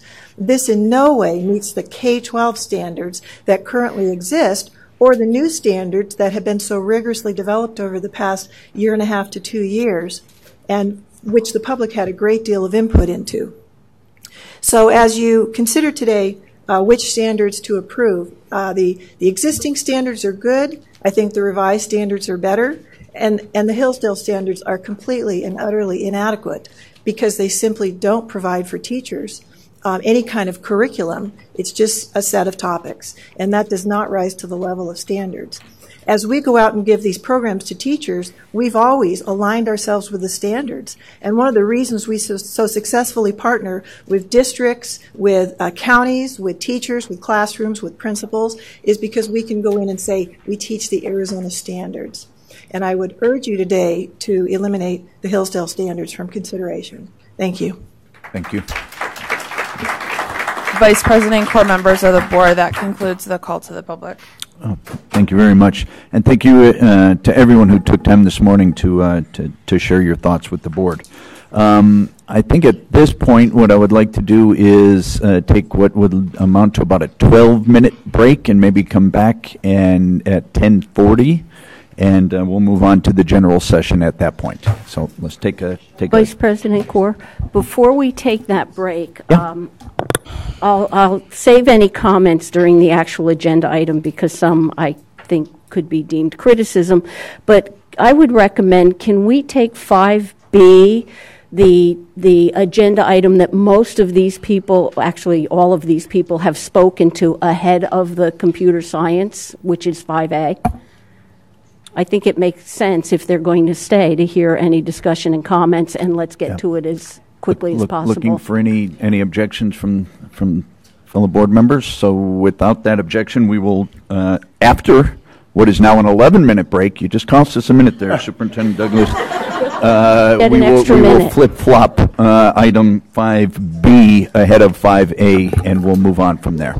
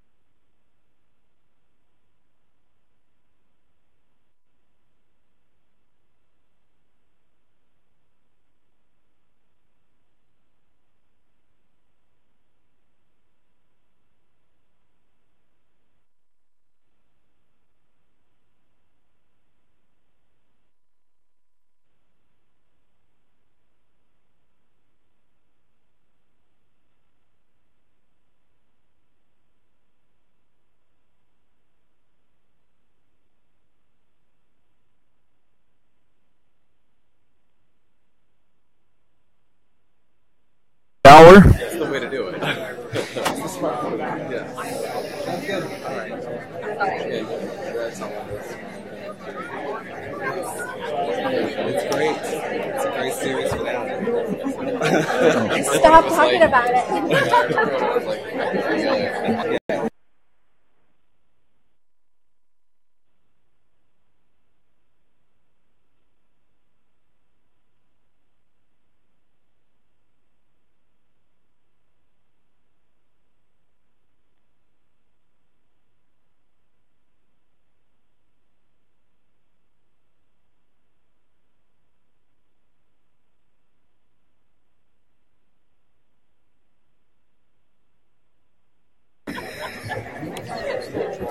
If we could have everyone find their seats. Yeah, so then I'll introduce this. And then Okay.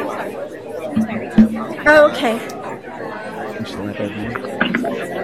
I didn't get a chance to listen to it, but they have used it. I'm nervous my toes get numb. You know, they didn't. Yeah, yeah. Once again, if I could have everyone take their seat, we're going to get started.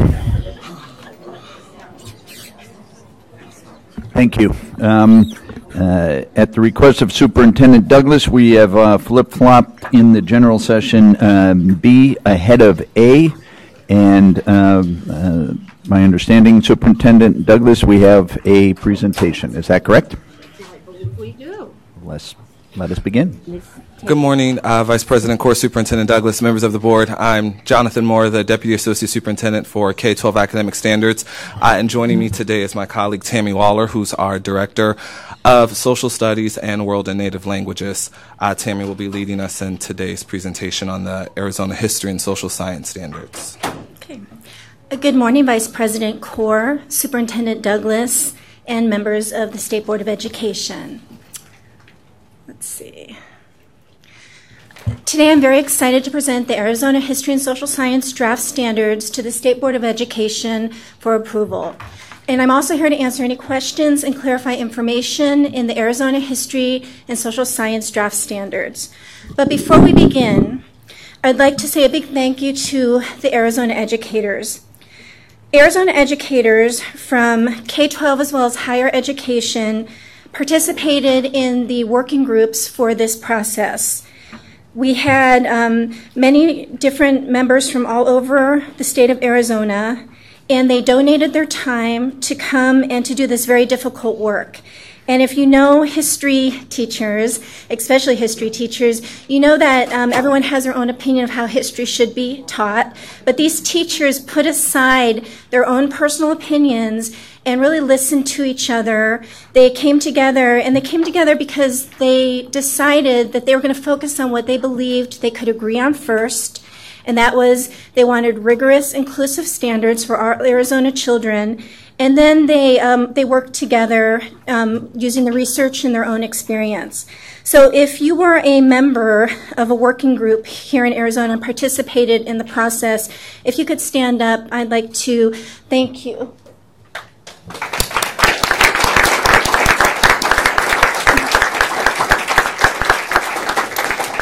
And in addition to our educators who came and worked on the standards, we had parent and community members also involved in this process through sitting in on working groups, giving lots of public feedback, and also participating in some of our public meetings that we had throughout the year and a half. So if you participated in public feedback or were a community or parent member, if you can also please stand up so I can thank you for taking the time to do this.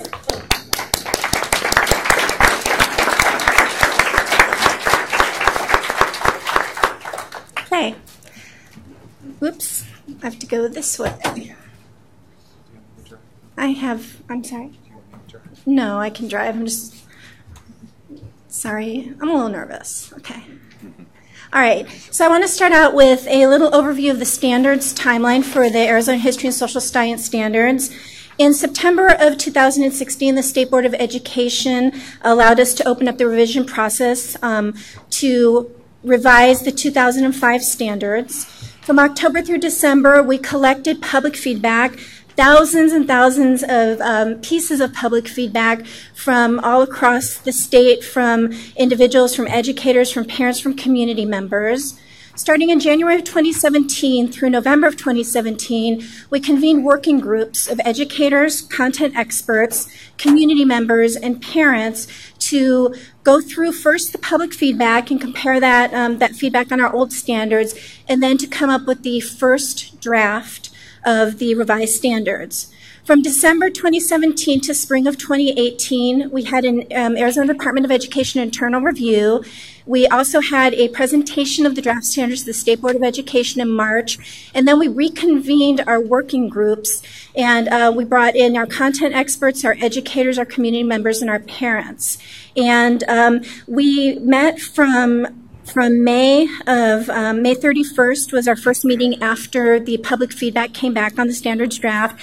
We had 7 meetings, and we ended on June 27th. And in that time, we looked at every single piece of public feedback, which is available on the ADE website. We responded to that feedback and made decisions about whether it was actionable feedback or whether it was feedback that we didn't have the authority to change. And then we made standards changes to the draft to reflect what that public feedback said. And then we anticipate a fall of 2018 adoption of these standards, and then we move into a transition and implementation process. So during the fall, we would develop implementation and support documents. We'd have a transition year from 2018 to 2020. We'd actually have a little bit more than a year, almost 2 years, because of the delay from the original date that we had hoped to have the standards. And then we'd have full implementation of history and social science standards the year 2020 to 2021. Oh, it keeps going backwards, Jonathan. Here we go. Okay, I'm going to let you do it so I can focus. And the next slide is just the standards development process and what we did at each of the meetings. And every single meeting that was put forth was done with research, looking at the public comments, and looking at the expertise and experiences of the educators in the working groups. It was a continuous cycle of improvement where we'd look back, we'd make changes, we'd have feedback on the changes, we'd move forward again. So our task as a committee was to create new standards. And standards are what the students need to know, understand, and be able to do by the end of each grade. They build across grade levels in a progression of increasing understanding through a range of cognitive demands. They're adopted at the state level by the State Board of Education, and that's the what. And that's the authority that we have, is to create these standards according to Arizona law. Curriculum and instruction, though, are a local control issue. Curriculum are the resources used for teaching and learning the standards, and curriculum are adopted at local levels by districts and district school boards, schools, charters, and they are the what, or the how, and instruction is the day-to-day methods that teachers use to teach their students. They're usually employed by individual teachers in response to the needs of the students in their classes to help them progress through the curriculum in order to master the standards. So the curriculum and the instruction are left up to local control, where the standards are the big picture of what students need to know at the end of each grade level and each grade band. And then there was another thing, and that was content standards versus performance objectives. When we were given as a committee our job, we were told that we should be looking at content standards as opposed to performance objectives. Our old standards really were called standards, but when you look at the true definition of standards, they were not standards. They were incremental steps or performance objectives towards mastery of individual pieces of information. They did not have a learning progression, and they did not increase in skill from grade to grade. So we shifted to a more content standard as a committee, focusing on the idea of an anchor standards, which would guide history and social science education in the state of Arizona. That doesn't mean performance objectives won't exist, but after the standards are adopted, there's a whole transition period where local education agencies, districts and charters work together with their people, their educators, their administrators, and as part of unwrapping the standards, they develop their own performance objectives and their assessments to measure those objectives, choose their curriculum materials, and then transmit that information to their educators. So a little background on the History and Social Science Standards working groups. We had about 110 educators, parents, and community members as part of this group. We were representing 56 districts, several charter schools. We had also institutes of higher education. We had 10 representatives from institutes of higher education, and that included our community college districts all the way up to our state universities. In addition to that, as we had administrators, we had instructional coaches, we had classroom teachers, we had community members, and in our summer meetings, we actually had parents who came in and helped us with this process. We also, we had 11 counties represented. We worked really hard to try and get all Arizona counties involved, but we could not get any volunteers to come in from Graham, Greenlee, La Paz, and Gila, even though we reached out to those superintendents, that we did not have representation from those counties. We also had representation from schools that had different socioeconomics. We had schools that were regionally different. We had rural, urban, and suburban schools.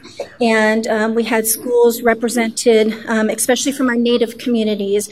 At almost every single one of our meetings, we had representation from our Native communities because some of the public feedback we received showed concerns with our Native communities that our standards, our former standards, did not truly represent the needs of the students in their communities. We started out with research, and we looked at some different research. We started out with the Fordham report, which was mentioned in the public feedback. We looked at the Fordham Foundation last looked at U.S. history standards in 2011, and they did rate Arizona a C. We looked at some of the recommendations for why we were a C back then, and we looked at those recommendations in order to improve our current standards. We also looked at the NAEP reports on civics, economics, history, and geography. You can switch the slide. We spent a lot of time looking at the Bradley Commission report on history in the schools. Because of concerns about American students not knowing their history and civics, the Bradley Commission was created to look at how history was taught in the schools. And the Bradley Commission had 9 recommendations and several vital themes and narratives that they recommended to improve, especially history education among our youth. They also had a blueprint for student learning, which became a large part of our philosophy and our introduction, and history habits of the mind, which became the basis for some of our social science skills and process standards. We looked at the advanced placement, the C3 framework for college, career, and civic life, the report done by Justice Sandra Day O'Connor and Lee Hamilton called The Guardians of Democracy, the Civic Mission of the Schools report, to look at how we could better civics education among our students K-12. We looked at national standards, and for the social sciences, there's not one set of national standards. Every core discipline had its own. We looked at the NAEP frameworks, and then we looked at other state standards who had been changing their standards recently and had been ranked very high in terms of those standards. We looked at state standards from states that had similar populations to us, and then we also looked at states that had diverse populations. So I wanted to go back to the public feedback on our old standards, or our public feedback on the draft standards. So we released a public feedback survey in March after the state board meeting. And some of the highlights of that public feedback survey were that 67% of the public, and that was the first draft of the revision, we used this information then to make changes which made it a much stronger, much more inclusive document. So originally, in the original public feedback, 67% agreed or strongly agreed that the new history and social science standards had sufficient depth of content and rigor. They also, 64% agreed that they were an overall improvement compared to our current standards, the 2005 standards. And when it came to supporting the Department of Education adopting the draft, 63% agreed or strongly agreed, and that was without the revisions that happened during the summer. So when we looked at the public feedback, some of the positives that we received on the public feedback survey. The public liked our K-8 progression. They felt like it made sense. In the old standards, the K-8 progression was very disjointed. That was one of the reasons we received a C from the Fordham Foundation. And it was difficult for students to understand, not just students, but parents also, to understand the story of what their student was learning in their classroom. They liked our balance between content and skills. Some states went way one way and just did pure skills and left it up to LEAs for any content. Other states, it was pure content. I feel like the draft standards that were created by the educators were kind of the Goldilocks theory of standards. They were just right. They took strong content, but they also took strong skills, and they married them together to create a more cohesive set of standards. The organization was seen as a plus in the public feedback.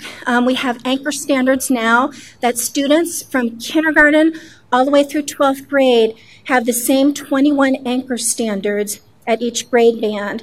And then their individual grade level standards take those anchor standards to different levels of complexity based on their developmental appropriateness. We moved away from a checklist. Our old standards had hundreds of people, places, and events, and teachers felt like it was just a little checklist. Okay, I have to get through this. And there was concern, especially at the K-5 level, with the marginalization of teaching history and civics and geography and economics, because those teachers were being, there's a lot of pressure for state tests, which only measured ELA mathematics, and as a result of that, social studies was pushed aside. So by having a checklist, that just reinforced that idea. So moving away from the checklist to being able to take concepts that teachers could apply to their ELA and math curriculum and topics to help reinforce those skills for their statewide testing, that was seen as a positive. There was a lot of time now to go into depth on topics, and we did that by changing the organization of how the standards were. So there was more time for educators to do primary sources, to look at inquiry, to have students do more reading, writing, and thinking. Also, there was flexibility, and I think that this was really important because Arizona is a local control state where we have different populations, and the new standards, according to public feedback, were very flexible. Educators could teach these standards chronologically. They could teach them thematically. They could be taught regionally or using case study or any combination. It would be up to the individual LEAs to determine that. Financial literacy. One of the big pieces of feedback we received on the old standards was students needed more financial literacy. As a matter of fact, there was even talk of having a new graduation requirement for financial literacy. But we were able to bring in some educators with really strong background in financial literacy, and we offer an anchor standard now in financial literacy, and every student has financial literacy at least twice in the grade band. In addition, we have integrated global studies. One of the criticisms of the old standards was that they were very American-centric, a lot of American history, very little global, so students didn't understand how their nation fit into the world around them. And we integrated global studies in at different grade levels, especially at the middle school. So now students will study how the United States relates to the world around them. So it's an integrated approach, which also saves a little bit of time for teachers because they're not teaching World War II in one grade from the European perspective, and then in the other grade from the United States perspective. It makes more sense to look at the event itself from the global perspective, including what was happening in the United States. The addition of inquiry as part of our process was also seen as a positive on the public feedback, and they were culturally inclusive, which was very important to the committee members. They wanted every single student in Arizona to see themselves reflected in these standards, and I really do think the committee did a good job on that. There were concerns, though, in the public feedback that we addressed. Certainly don't want to gloss over any part of this and appreciate the thoroughness, but Okay, in the interest of time. Sure. We changed the organization to make it a little bit more easier to understand. There was concern that there wasn't enough United States history and Constitution, but when we looked, there were 59 explicit standards that related to the government and the Constitution and American history at every single grade level. As a matter of fact, we beefed it up at K1. The only exception is 6th grade, which is a world cultures dealing with the beginning of time to the Enlightenment period. The 3rd through 4th grade progression, we changed it a little bit and we moved state history down to 3rd grade. And 4th grade, we have history of the Americas through the colonization of America. And we did get some feedback from 4th grade teachers who were a little upset about that. But we looked at grade level appropriateness, and we also looked at the current standards. And the current standards, students were only supposed to do part Arizona and then part history of the Americas. So we ended up giving 3rd grade a piece of it, and then 4th grade took the other half of it so there could be more depth. We addressed any economic gaps, including the economic theorists and theories of Adam Smith, John Maynard Keynes, and Karl Marx, and we added marginal analysis to high school. And then world history. In world history, LEAs have flexibility since the standards are the minimum. We advise, in order to be able to get to the modern era, which it seems like students never get history past the beginning of the Cold War, that the focus in the classroom be from the 1500s to the present, just like the advanced placement test currently. But of course, schools can choose to go as far back as they want to because the standards apply to all of that.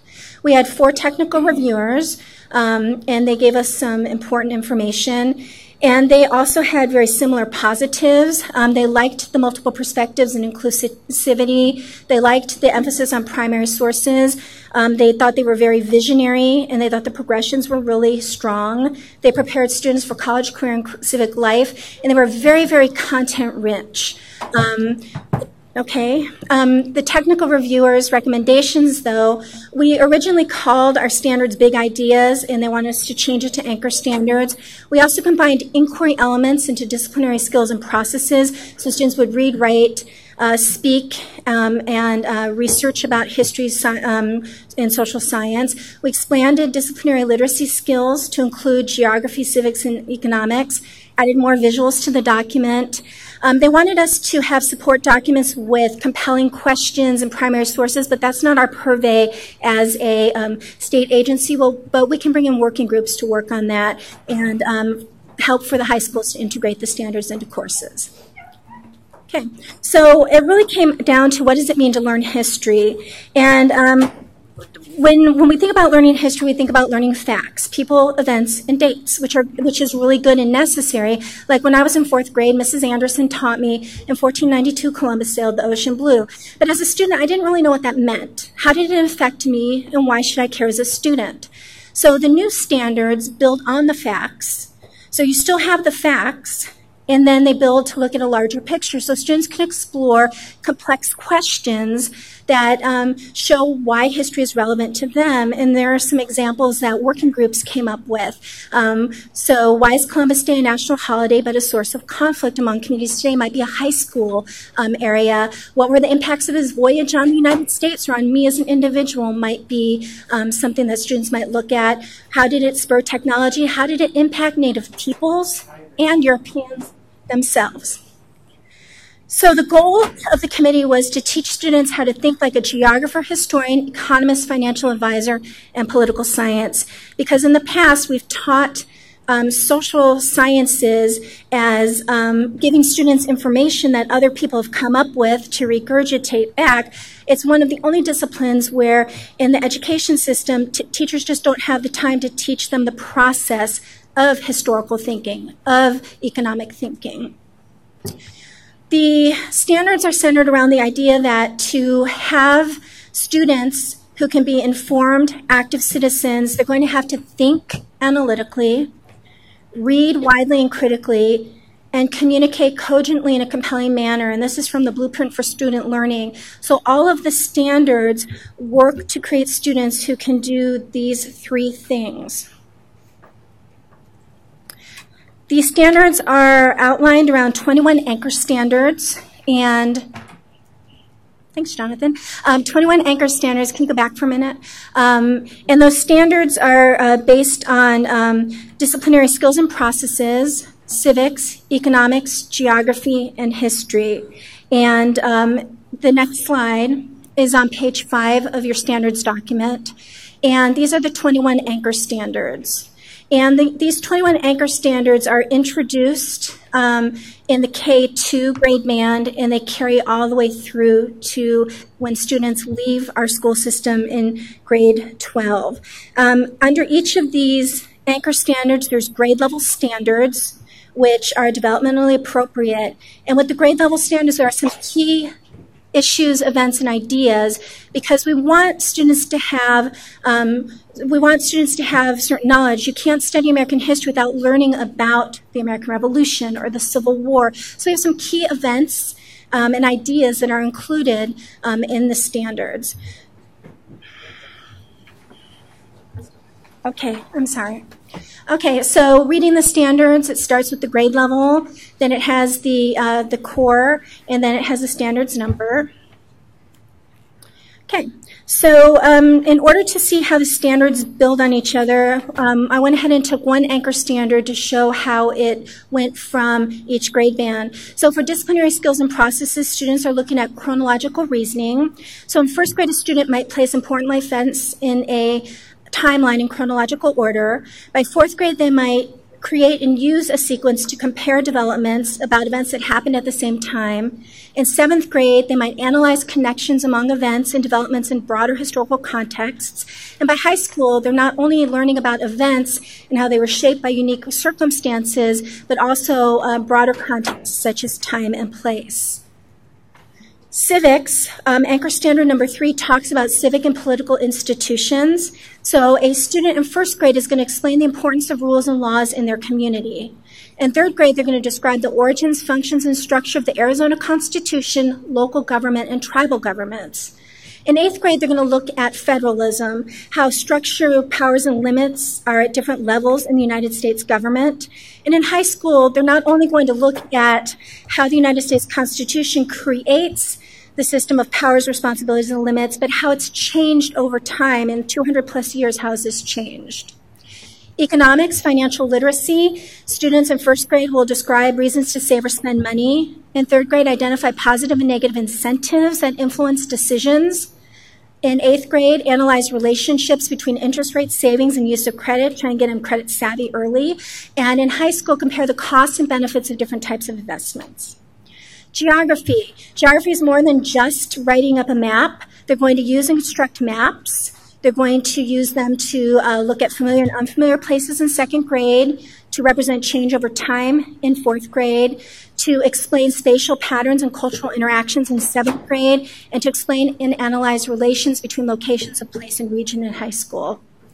And in history, the history standards, the anchor standards apply to any history that you're studying, whether it's your local history, your personal history, your state history, your nation, or your world. So conflict and compromise have shaped relations among people, places, and environments is anchor standard 2. So a first grader might look at the benefits of compromise and cooperation and how it solves conflicts in communities.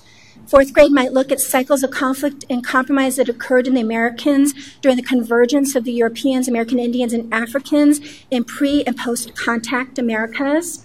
Eighth graders would look at different beliefs about government or conflict in terms of social and economic life and political debates that have happened in the United States, because eighth grade is a civics year. And high school would look at the short and long-term impacts of conflicts and their resolutions, possibly World War II, if they're doing American history or world history, or the American Revolution in American history.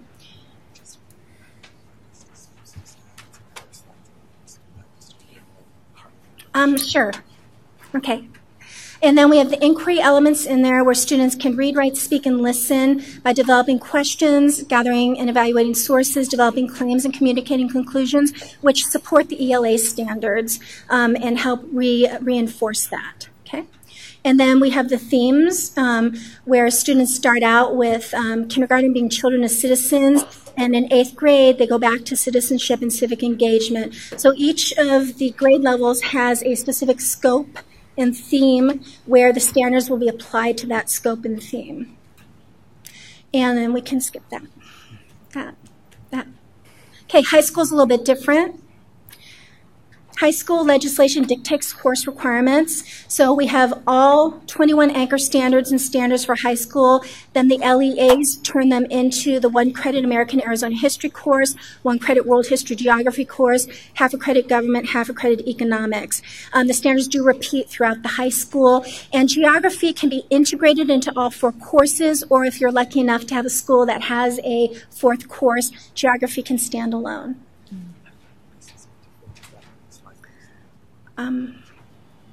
Okay.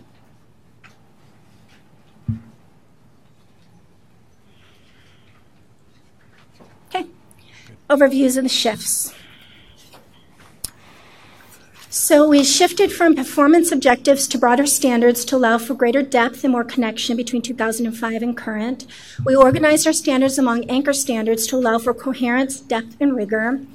We connected social studies content with disciplinary skills so they know how to tether that content to something important. We added financial literacy at each grade band. We moved state history to 3rd grade. We have 2 consecutive years of United States from 4th to 5th grade, although we have United States history in all grade levels except for 6th grade. 2 consecutive years where we're looking at global, including the U.S. in a global world. 8th grade focuses on civics, economics, and history related to the Constitution, the Bill of Rights. So students are getting a really strong year. We focus on disciplinary skills and processes. We've added time, space, and standards for inquiry, and we have space now to do culturally inclusive practices. And then we have an implementation plan that we're working with West Ed on that will be a 1.5-year implementation plan with 3 phases. Okay, questions? Questions? A good question. Yeah, Member Taylor. Thank you. This is all about student learning. So what evidence do we have as a board to look at that these are going to improve student learning? Okay, so evidence has come out of Stanford University with Dr. Samuel Weinberg, and he just published a study.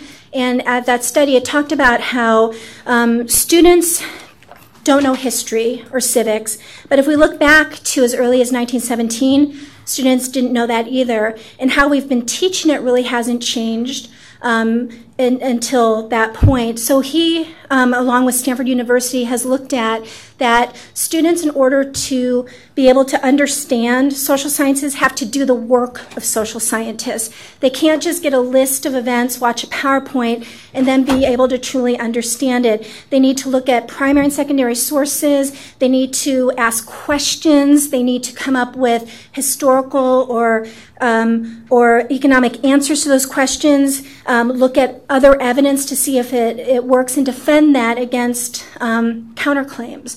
So the evidence comes from the research that was done in the C3 framework for college, career, and civic life, which came out in 2012, and also through studies done currently at Stanford and UCLA. Any other questions? Anyone on the phone with questions? Hearing none. Thank you very much. Thank you. Thank you for your time.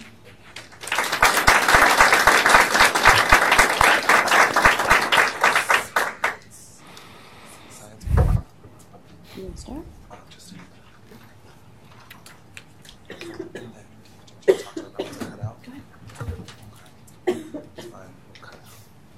No, I've already cut some stuff.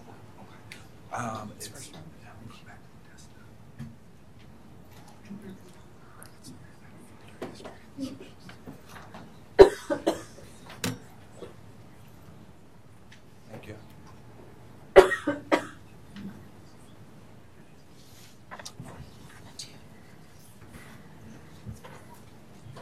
There we go. Good morning, Vice Please. President, Core Superintendent Douglas, members of the board. It's Jonathan Moore, the Deputy Associate Superintendent of K-12 Academic Standards. Presenting with me the Arizona Draft Science Standards is Sarah Sleesman, our Director of Science, STEM, and Computer Science.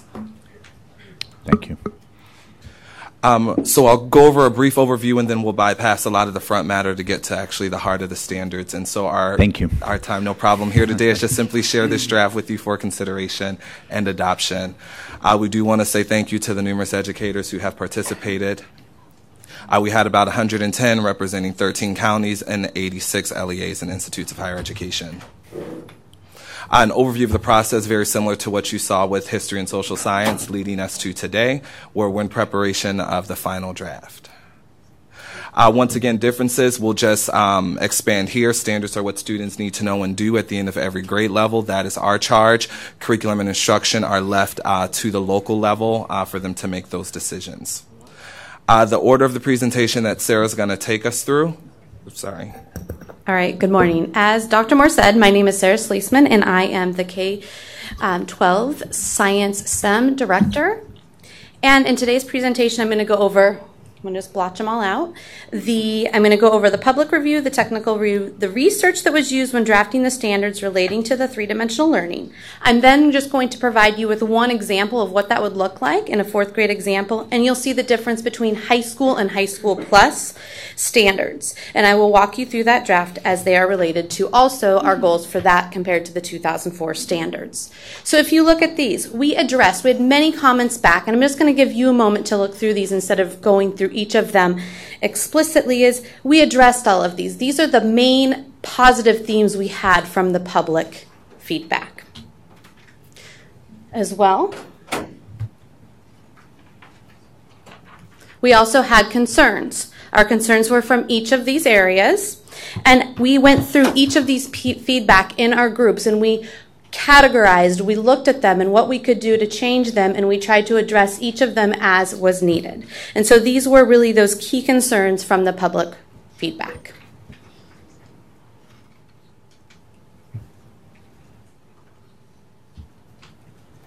So just take a moment to review the technical reviewers. You will see that 3 of 4 are from universities here in Arizona. So these were the themes from the technical reviews. It was noted that the introduction was clear and informative. The visuals were very appreciated and helped in understanding what that three-dimensional learning looked like. The conceptual understanding was noted as being very appropriate for the cognitive level of the learners. The links and the appendices were seen as very helpful, and it was noted that the proposed standards were a big improvement to what we have as our current standards now. Take a moment to look at the key concerns from the technical review. There was a variety of concerns that were addressed throughout our working committees based on these key concerns. I know you guys have already kind of looked at this prior to coming to the meeting. All right, next I want to take you through the research that was used in the draft of the standards. If we understand our old standards, it really helps us to understand our new standards. So our old standards were created with the utmost research we had at the time, and most of it was related to science content. Nope, sorry, back one. Nope. So if we look at the from 2000 to 2010, there was a lot of new research that's come out on not just how students learn, but what they need to learn. So really putting the how and the what together. So now the research is on how to teach science and how kids learn science. So the framework here, can you go back, please? So we're going to see the framework. It's going to be the book on the top is the research, and that's an accumulation of what students need to know, that progression, and how students learn best using that three-dimensional instruction. There's been a lot of research that's gone into both our current standards and our 2008 draft standards. I do feel like it's important to go through each of those pieces of research for one moment. The framework was published in 2012. It provides evidence-based foundation for the standards by drawing on current scientific research, including the research of ways students learn effectively, and the framework is all about what students also need to be learning. Working with the Big Ideas of Education was published in 2015. This document acknowledges that science should be learned as a progression of understanding key ideas that connects to students in their lives during and beyond their school years. These are identified as those 14 big ideas. Both of these documents create a coherent learning progression from kindergarten through the 12th grade level, and those are both free, available, and online. So I will explain to you those briefly. What is three-dimensional instruction? Well, first, it is having those disciplinary core ideas. Those are those topics that surround physical science, earth and space sciences, and life science. This is the core content piece. Then there's the cross-cutting concepts. Those are really the connections between the sciences. And there's also those science and engineering practices. Those are what the scientist would do, what an engineer would do, and so that's what we want our students learning and doing in the classroom.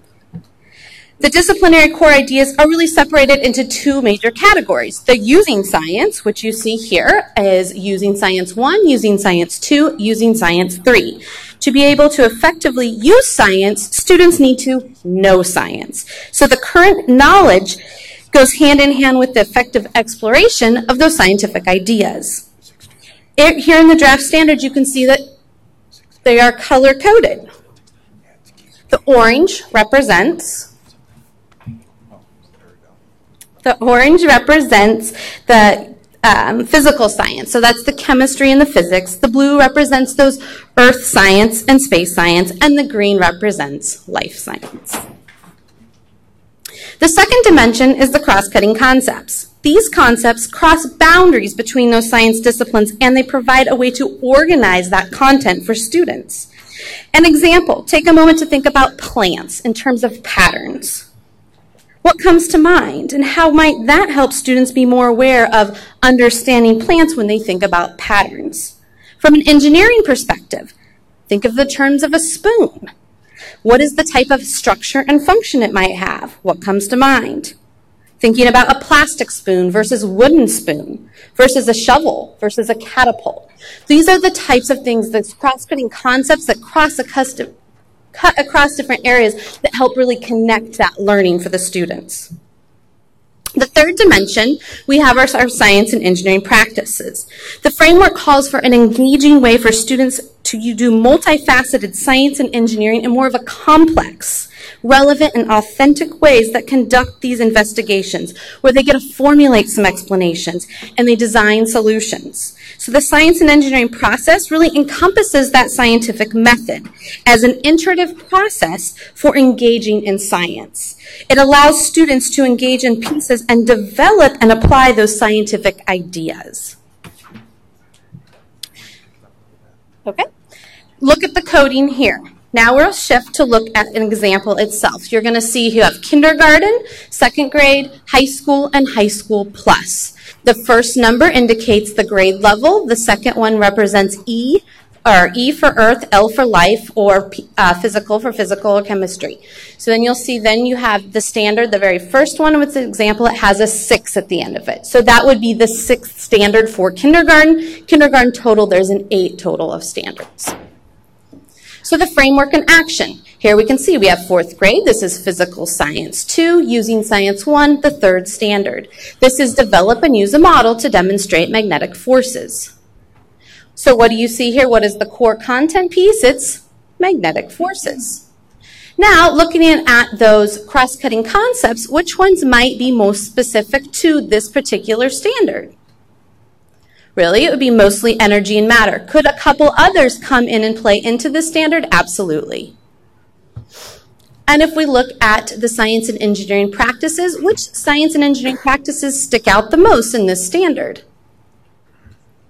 Develop and use a model, as it's indicated within the standard. Are there others that a student could use to be really understanding that deeper learning for developing a model for magnetic forces? Absolutely. All of them could be used. Yeah. Excuse us, we're just going to speak. Can we go through the plus Absolutely. standards? Okay.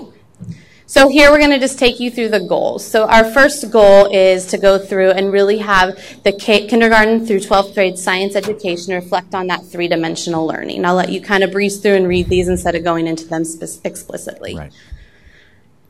When we compare that to our standards right now, it's more discrete facts. It's more of a checkoff list with limited application.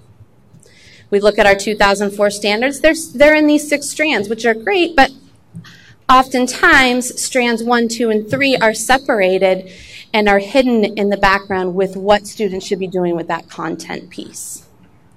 As an example, you go through, and if you look on the left, there's the standard that we have currently, and here's our 2004 standards that you can see the difference of how much a teacher has to look at and go through. Our second goal is for students to really engage in explaining phenomena and designing solutions. Take a moment. Because right now we feel like it's more of those disconnected topics as there's a very end of that. They're not seeing those big ideas of that learning and connecting. The third goal is to really incorporate that engineering design, incorporating that design where they get a design solution, find problems, investigate, and also learn how to communicate what they've investigated. 2004 standards, we look at those. The engineering design is there, but it's often left without using the science knowledge, the content pieces. The fourth goal is to really build coherent learning progressions from kindergarten through 12th grade to have that deeper understanding, build upon what's on Learn, and have a foundation for what it should look like for a science literate learner. Our 2004 standards, they lack that coherent knowledge. They're more knowledge where they're memorizing facts versus really making those connections. And the fifth goal is really to connect to the English language arts and the math. We want to make those connections for students. We don't want things to be siloed in separate areas. We really want to connect that conceptual understanding to all areas. So an overview of these, that's just that the shifts, this is my last slide, that the shifts in the performance objectives are broader standards to allow for greater depth and make those connections. Having organized standards built around big ideas in science to really see that progression and build that coherence, that they're connected practices, so what the students are doing with their learning of that content, to develop key concepts and disciplinary connections, and develop high school essential and plus standards. Right. Thank you. Yes. Questions for Sarah?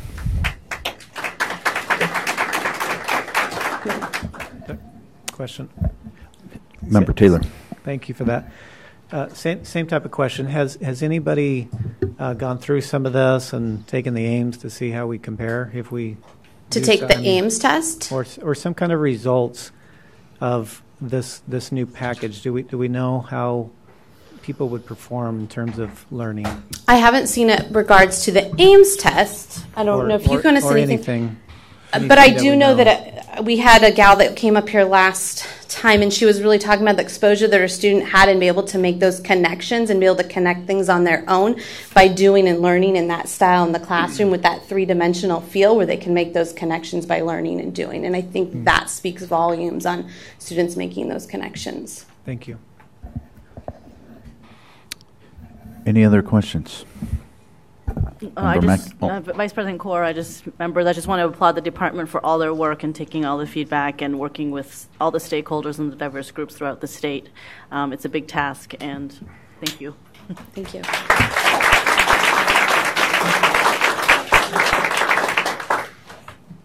Any other questions? Hearing none, okay. I would extend my thanks to you both. Thank you. Superintendent Douglas. Yes, thank you, Vice President Kaur. I'd like to make some comments to the board and ultimately a recommendation. I bring to the State Board today 3 sets of standards under this agenda item: the Hillsdale College Barney Charter School standards, the draft science, and draft social studies standards. The board members were all given copies of these standards, I think more than once for review, starting last board meeting. They've been open, all of them, for community review. I'll tell you honestly, if I had my druthers, I'd only bring forward the Hillsdale Charter standards, But I do recognize one way or the others, just they would be on the agenda as they were last month, and I do bring them forward to recognize the work that the teachers have put into them. Hillsdale are the best standards for our students if, and that's a big if, giving them the education to which they are entitled, which I define as for success post K-12 and as citizens of our great state and nation, is more than just lip service. Coincidentally, I've been told that Arizona's very first superintendent of public instruction, Mr. Charles O. Case, he served from 1912 to 1921, and then again from 1933 to 41. He's a Democrat, and he graduated from Hillsdale College. So I just found that a little bit of irony as we go through this process. I'll briefly remind you of what I shared with you last month during my presentation. 56% of our third graders are failing reading and writing. In most cases, they're failing their native language. 47% of third graders are failing basic arithmetic, and it seems obvious can't read well enough to solve word problems. And this is after 4 years of instruction in these areas. Science fares not much better, with 4th and 8th grade proficiency hovering at 60%. We really don't have, we know we now have a civics test and a civics endorsement, but that's pretty much self-reported. There's no way to gather data for that, how well our students are actually doing on that. Well, over half our schools are receiving A's and B's under our letter grading system. The actual number of students proficient in ELA and math in the A and B schools is disturbingly low. Have we done any better by the time our students leave high school? Maricopa County Community College system mirrors national remedial rates. District-wide, 60% of Maricopa County Community College students need remedial classes. Roughly 40% of all first-year students require remedial education before they enroll in credit-bearing courses. As many as, and this is nationwide, as many as 1.7 million first-year students take remedial courses in subjects of math, reading, and writing. Only 52% of ACT-tested graduates are determined to be college-ready in reading content, and only 43% are college-ready in math. This is really nothing new. This undereducation of our children has been going on since Horace Mann and John Dewey reformed, and actually, in my opinion, it's more co-opted the education of our children more than 100 years ago. Since we began defining the problem starting even before Why Johnny Can't Read in 1955, the miseducation of American teachers in 1963, A Nation at Risk in 1985, through all the reforms, America 2000, Goals 2000, No Child Left Behind, Race to the Top, and now the Every Student Succeeds Act. Our children's education has not improved. It's just more fads, gimmicks, and tricks, with lots of testing added on for good measure as more and more of our children pass through the system being guinea pigs to the unproven theories. I'll talk for a little bit about the Hillsdale Charter School Standards. In December of 2016, this board adopted new ELA and math standards. While these included stronger phonics and math fluency, among other improvements, our hands were tied right from the beginning, and we weren't allowed to consider completely different standards. Now is the time to do so and to stop defining insanity by doing the same thing again and again. I became aware of the Barney Charter School Standards about a year ago. Around the time that the initial draft standards were being completed by the working groups, and about that same time, the Lake Havasu City Governing Board was bravely moving forward with a magnet school using these standards. While the draft science and social studies standards are very vague, ambiguous, and in many ways incomplete, the Barney standards are robust and detailed, clear and concise about what our parents should expect for their children's education and taxpayers should expect for the investment of their precious dollars. Several considerations, though, if this board chooses to move forward with the Barney Charter School. I've had the concerns raised to me even before this board meeting about, and I'll use my air quotes on this, minority world religions communities, and that they're losing their standards related to their religions within the draft. Sikh, Taoism, Hinduism, to name just, are only footnotes that mention them in an offhanded way at 6th grade and in high school world history. Hillsdale clearly allows for explicit instruction of world religions and beliefs, although I would certainly not object, and I think this board could consider more clarity in those areas. Anyone that does not understand world religions, world views, and governing systems is undereducated at best and incapable of understanding much of the dynamics that have impacted not only our history, but our current world relationships, and we are doing a terrible job at that. Monotheism is 6th grade in Hillsdale Standards, and certainly you would have a lot more impetus for inclusive of all the different standards areas, but the board may want to consider Hillsdale music and art standards for a later adoption if this is the direction we go. Although maybe these art and music standards a little bit more classically might discourage some of the use of obscene lyrics that are being brought into our classrooms.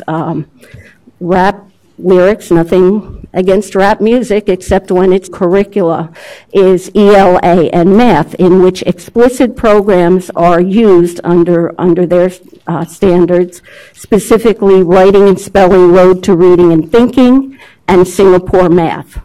And while I don't believe it must be those exact two programs, our teachers must be trained to provide explicit and intensive phonics instruction using memorization, whatever you want to call the current version of those programs, or perhaps Arizona Revised Statute 15704, capital H1, lowercase d, reading fluency. Because clearly, with 56% of our students, the 56% failure rate, we are not achieving reading fluency and have not been doing so for eons as our children and society becomes less and less literate. For years, I've heard and continue to hear the demeaning of explicit arithmetic instruction as drill and kill. And I've got to tell you, I've got news for you folks. Arithmetic's facts get into long-term memory for instant recall by repetition. Just like we train our student athletes' bodies to respond by repetitive practice, likewise, we must train our young students' brain through repetitive practice of certain subject matter. And yes, it is possible to make that type of instruction fun. I can't tell you how many times I have heard, and I continue to hear, high school math teachers lament that they can't teach students algebra and geometry when those still about 85% of our students continue to attend traditional district schools. We cannot, must not continue to fail any portion of that 85% of our students in traditional districts with minimum inadequate standards. When our children fail, it's because we have failed to provide our precious children with the education to which they are entitled as students of this great state and nation. This has been going on for decades, and it must be stopped here and now. Time is like a river. You cannot touch the same water twice because the flow that has passed will never pass again. That's a quote I shared with you last time. attributed to many different people. We say, let's just use our technology to learn facts instead of actually being taught them, but who knows what the right answer is. But I ask you rhetorically, how many of our students' academic rivers has flowed past them? How long will we allow it to continue? The Science and Social Studies draft standards, which we heard said I'd like to make based on what I heard today, we hear a lot about these next generation in the draft science standards, basically using a scientific and engineering method. Yeah, there's a scientific method, and yeah, there's engineering practices, but they are not one and the same, and they will only confuse our children to teach them one in the same. The recommendation from the Arizona Science Teachers Association to put back, they had, I believe it was 4 recommendations that they wanted inserted back into the standards. With all due respect, it was your teachers who removed them from the standard, not me. That was all work that was done by the groups. To hear our government, our country continually referred to as a democracy throughout the standards and inappropriately taught as such is disturbing to me. And I'll point, Mr. Taylor, I believe several